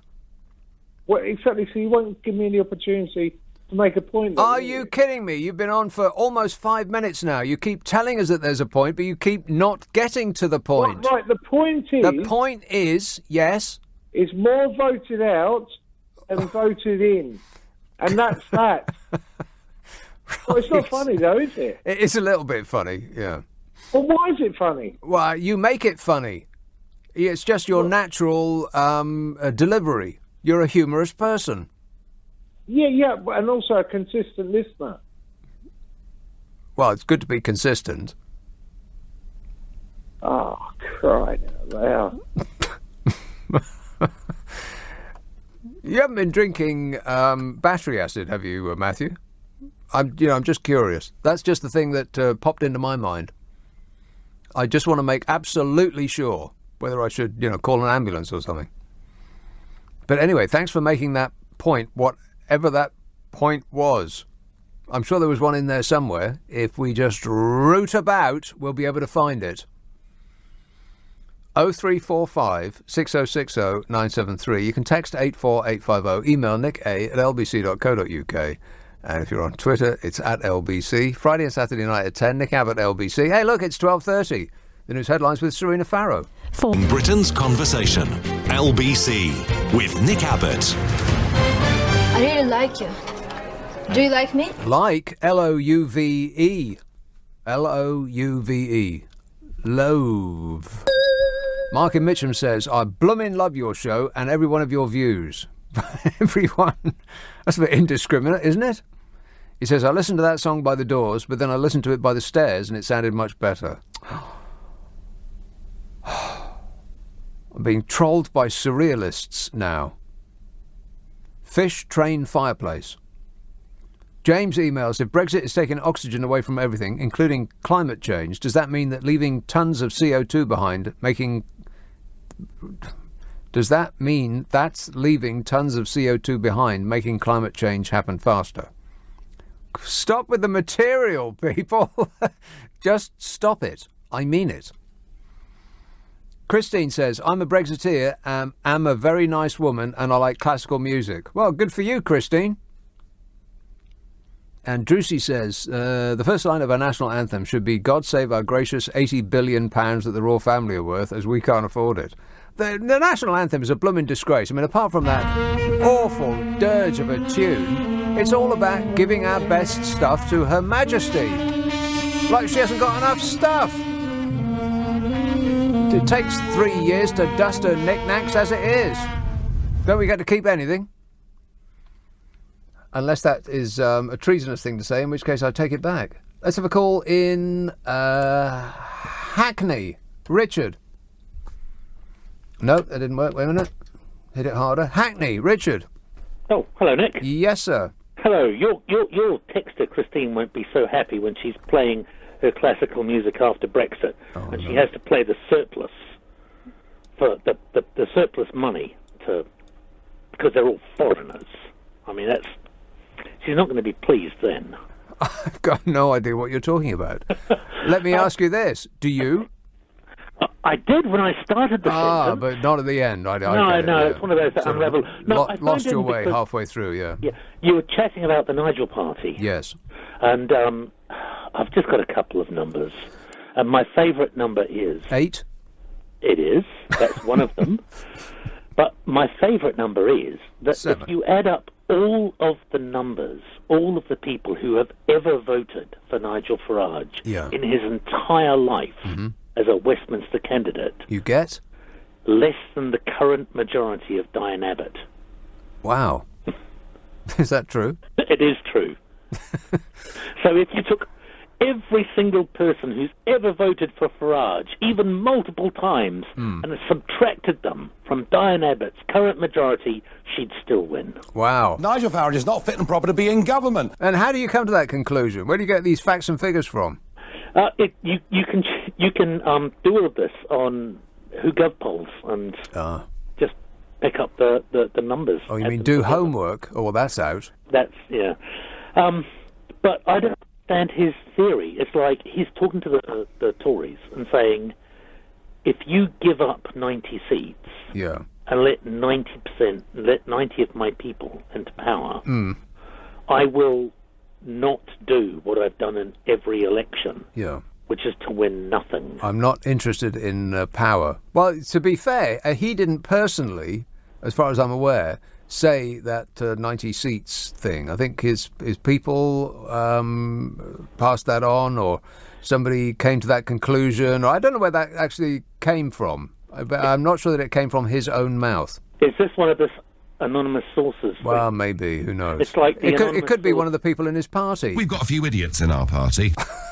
It's like the anonymous source for the Tories who said that the DUP is backing down over the backstop. Yeah.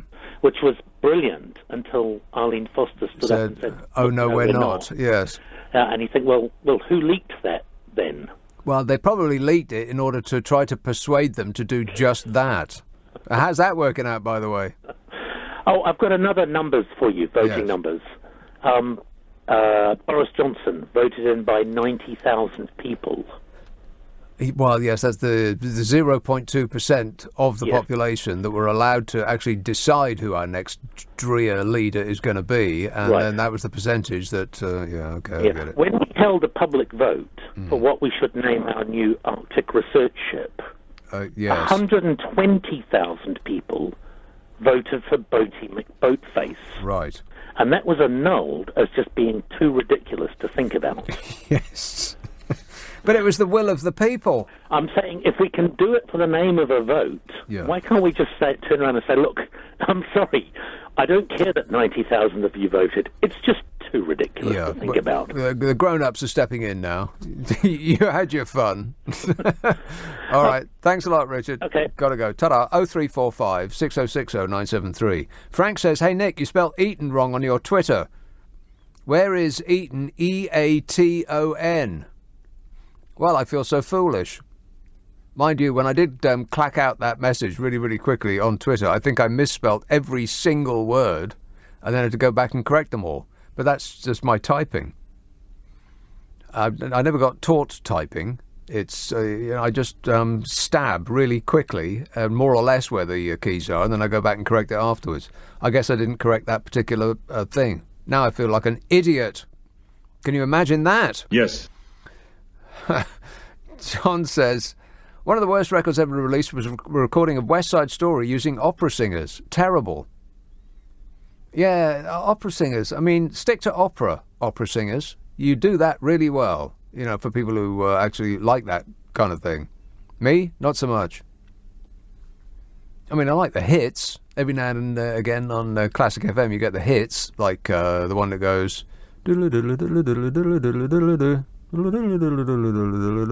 That one.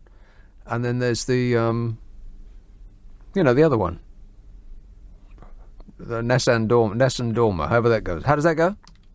I don't want to sing. Sing it. Yes. If I told you to jump off a bridge, would you do that too? Absolutely for you. Yeah, okay. Don says, have you got a Steely Dan T-shirt? No. And I haven't got a Cuervo Gold and some fine Colombian either. What's that got to do with it? This says, did you see this? Somebody made a vegetable Jacob Rees-Mogg for a veg show and came second. My mind boggles about who came first. I've got no idea what you're talking about, but it is funny. Clark in Kent said, not Clark Kent, but Clark in Kent says, if stupids vote for the impossible, they shouldn't be surprised when the disastrous possible happens. Does that make sense? Negative. Yeah, but it fits right in. And Kath in North Wales says, how are you coping with the news that your favourite MP, Sam Gyimah, has gone from Cons to Lib Dem? Oh, Sam Gyimah, yeah, where the person that everybody says of... I've screwed that up. Oh, well, never mind. Gosh, that was going to be so funny. That was probably going to be the funniest thing that any human being had ever said. But I screwed it up. Never mind. Now we'll never know. Here is Luton. Hello, Graham. Hello, mate. How you doing? Good, thanks. Nick, what is going on? That's an excellent question, Graham. Leave that with me, and we'll deal with that in the next hour. I have no idea what to think of anything of what has been carrying on in the past probably 3 years. Yeah. Or what will be in the future. Yeah. We don't know what's been and what will be. Nor what is, in fact. I don't know where to go, what to do. Well, as you're in Luton, just go anywhere else would be a good idea. Who is our enemy? Just take the road out that you find. Doesn't matter where it goes. It will be almost certainly better than where you are now. Luton is the third most unpopular place to live in the UK, apart from Bradford and Leicester. Is it? That gives us a bronze award. Is that true? Where did you get that from? I actually think it is. Oh, you just made it up. Well, it sounds believable. I believe it, and which makes it a fact. It's a fact, and we only deal with facts on this show. All right, thanks a lot, Graham. He can't believe where we've been, or is stunned at where we're going, and is absolutely gobsmacked at where we are right now. But apart from that, how's things going? Oh, fabulous. Yeah, really great. Thanks for asking. Bill says, listen to Freddie Mercury and Montserrat Caballé singing Barcelona. That works well. No, it doesn't. Doesn't work well. It's dreadful. Mike says, Steve Allen introduces us...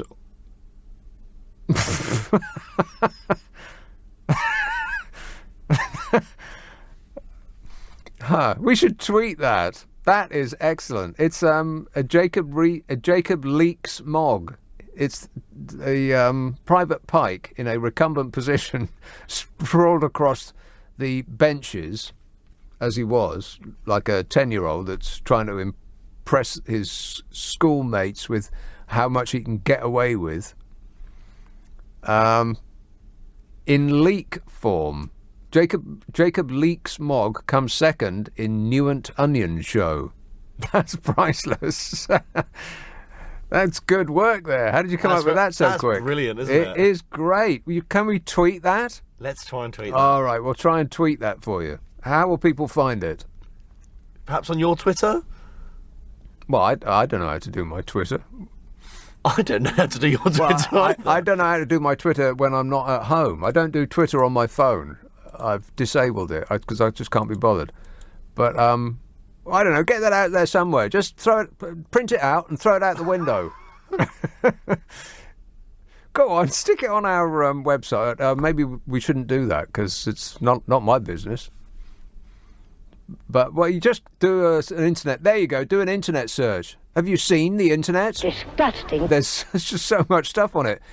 Google Jacob Leaks Mogg, Leeks, Jacob Leaks Mogg, and that's really good. That is really good. They've even got his glasses. Priceless. 0345 6060 973. You can text 84850. Email nicka@lbc.co.uk. And if you're on Twitter, it's at LBC. Friday and Saturday night at 10, Nick Abbot, LBC. Let me just remind you about my podcast. What an excellent time to do that. If you have 30 minutes and you wish to be amused, then I can thoroughly recommend my podcast. It's the best of this show. Some of my favourite callers, all jammed together in 1 half-hour bit. and it comes out on Mondays at noon. There are many, many, many, many ones up there already. The last one is, I think the last two have been particularly good, if you don't mind me saying so. You'll find it on Global Player, which is our app. Download Global Player from your favourite app store. And you'll find that if you go to the podcast section, do a search on my name, two things come up. One is the whole show without the ads in it, and the other is the podcast, the 30-minute best of. I'm recommending that one. It's called the Nick Abbot Habit. You can get it outside of our app. It's available on an internet near you. Ask for it by name, the Nick Abbot Habit.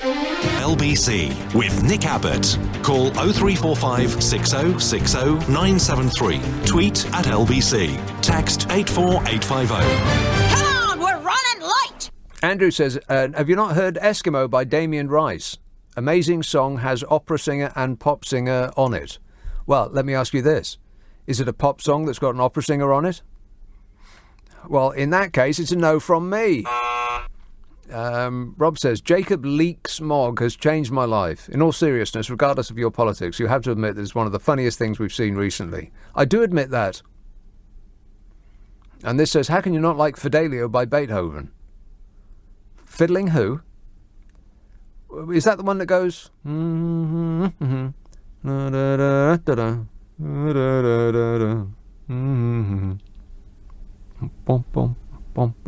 Wow, it's like actually being there at Covent Garden, isn't it? No. A little bit. Stephen says, any update on your new podcasts with Carol? Yeah, I'm doing a podcast with Carol. Oh, right, yeah. It's coming out soon. Oh, right, yeah. We've got 4 done already. We're waiting for the artwork. Well, I sent them an email. I don't know if they actually got it. I'll ask them if there's an update, mate. But yeah, Carol and me are doing a podcast, and I think you'll find it's a right laugh. It's called What's Your Problem with Nick and Carol, in which we try to solve your problem. Well, try is a bit strong. We make a fist of solving your problems. If you would like Carol McGiffin and I to solve your problem, then you'll have to tell us what it is. Otherwise, we won't know. And you can do it by emailing it, baby, to nickandcarol@global.com. That's NICKANDCAROL @global.com. Yeah. And we'll try to get through it, later. All right? As long as I can get her off the... Booze. 0345 6060 973. Ayrshire. Hello, Tom. Good morning, Nick. How are you? Good, thanks. I know you were educated at George Heriot's in Edinburgh, so you probably won't need subtitles for me. No. Right. I keep getting fed up with them talking about the democratic referendum. Oh, yeah. I remember an old politician saying democracy needs to have 2 rules. It needs to be fair and it needs to be rule-based. And the referendum doesn't pass any of the 2 of them. And the rule-based part, the Leave campaign were fined about 60 grand or something for breaking the rule. I think they overspent by 10% and they won by 3%. Coincidence? Aye, true. But the bigger problem is the fairness. It was supposed to be binary and it wasn't. I mean, it reminded me of the porridge joke where Fletcher said to the inmate, your wife has only been unfaithful twice, once with the milkman and once with the household cavalry. I mean, the Remain side had Remain. That was one part. The Leave side had a hard Brexit and a soft Brexit. Yeah. And where every Leave campaigner campaigned for a soft Brexit. You remember Farage in Question Time saying we could build Norway or Switzerland. You remember Owen Patterson was only a fool would leave the single market.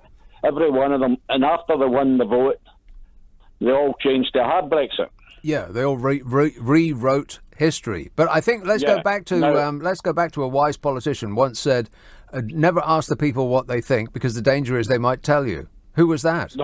That's very true. Well, I don't blame Cameron, and I don't even blame the Leave campaign liars. Really? I blame David Cameron. I think this is nonsense. No, It's all his fault. I blame the Electoral Commission. I mean, if they'd organised the Wimbledon competition, they'd have finished up with 3 in the final. And that's where all the problem comes.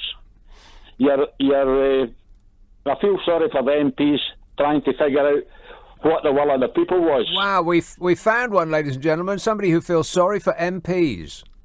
Yes, I do. I do. I mean, take for my analogy is if you had a binary general election and you could either vote for the Conservatives or against the Conservatives, and the result was similar to the referendum where 48% voted for Conservative and the rest voted for against, then you don't know what the rest was. Well, yeah, people were voting for whatever is in Box A. Yeah. Well, we won't tell you Yeah, exactly so what's in what Box you A, would- but so what just you would- trust us, it's going to what be you would super then and have- fantastic and huge. Here, Tom, I've got to go because look at the time. But thanks for that. 0345 6060 973. Let me see if I can squeeze this one in here. St Albans. Oh, Frank. Good morning, Nick. Yes, sir. Good show, mate. Thanks. Fantastic. I've been laughing. And, Nick, I just want to... Listen, I come from Italian parents. I'm not going to talk about Brexit, but since this has started, my parents received a letter regarding settlement status. My mother worked for the National Health Service for 38 years. My dad worked for a company for 40 years. And I know my mum and dad, because they were born in Sicily, in Italy, now they've got to do all these forms to become settlement status. I don't understand one thing. My mum and dad have always been on the electoral roll. Now they've got to prove their status. Don't you think that's disgusting from this government that don't really give a monkey about the foreign people that have worked so hard in this country and now they've got to prove their status? Answer me that question, Nick. Well, yes. It's. I think that. It's not nice. I've got old parents, mate. My dad's 80. Well, it's not. It's not my fault. I know it's not your fault, but this is what it's come down to, Nick. Right. Well, all right, Frank, leave it with me. I've got just moments before the end of the program, and we're definitely not going to solve that problem on this show. It's beyond my ability. But I do think that we're being led by whoever shouts the loudest, and that's one of the things that they're shouting the loudest about. People coming over here and, etc. and so on. But what I do think is that people who are backing Boris Johnson to do whatever it is they have in mind for a glorious Brexit might be surprised at who Boris Johnson actually is, because I don't think he's who you think he is. If you are yearning for fewer foreign people coming over here, then I think you're about to be seriously disappointed, because I'm not sure that that's who Boris Johnson is. You may be cheering for the wrong man. But we'll find out, though, eh? Linda says, regarding David Cameron, what a sorry excuse for a man. Go away and leave us to the mess you left us in, please. Yeah, we're still not missing you, Dave, in case you were wondering. But if we do, we'll know where to find you. You'll be in your shed where they keep the tools. Lawrence says, Brexit has turned the country upside down when I find myself agreeing with David Cameron. Hey, is that it? Have I done all of them? I think that's the first time ever. Wow! I am stunned. I've done all of the messages. I can't believe that. I can't believe that. I've done all the messages and all of the calls that got put through to me. Not necessarily all of the calls that came in, because I imagine a few failed at the first hurdle. The first hurdle being my glamorous assistant. I've got no idea, but I'm just going to go ahead and congratulate him for preventing some of those people to being on the air. Excellent work, that man. Well, I think I'm just going to take a moment and glory in this. I've done very well. I'm actually excellent at this job. Whatever happens between now and next Friday at 10 p.m, well, it just boggles my mind just thinking about it. If you could put your ear to my head, this is the sound you would hear. My mind being boggled. But whatever it is that occurs between now and then, we'll chew it up and we'll spit it out then, eh? If you stick around, I imagine that Steve Allen will set you straight at 5. But right now, it's Matt Stadlen. Well, Nick, a very good morning to you, but also to everyone else around the country. Yeah. I wonder whether you say Geema or Geema. I've heard you say Geema, but Jo Swinson, the leader of the Lib Dems, of course, she says Geema. So I say Geema and you say Geema. How do we resolve this problem? Let's call the whole thing off. That is a good point, but I was going to ask you next whether you would consider standing as a Lib Dem MP. I was asked the other day to do just that, and I like quite a lot about the Lib Dems. I like their leader. I think they're a rising force in British politics. I've got one problem, Nick. Yeah, is it the standing part? Can we do it in a recumbent position? Can I do it lying down? It's not even the standing part, it's the fact that I don't actually agree with their main policy, Nick. Ah. Can you see that might be a problem for me? Well, I can't spell them. That's my problem with them. That's an even bigger problem.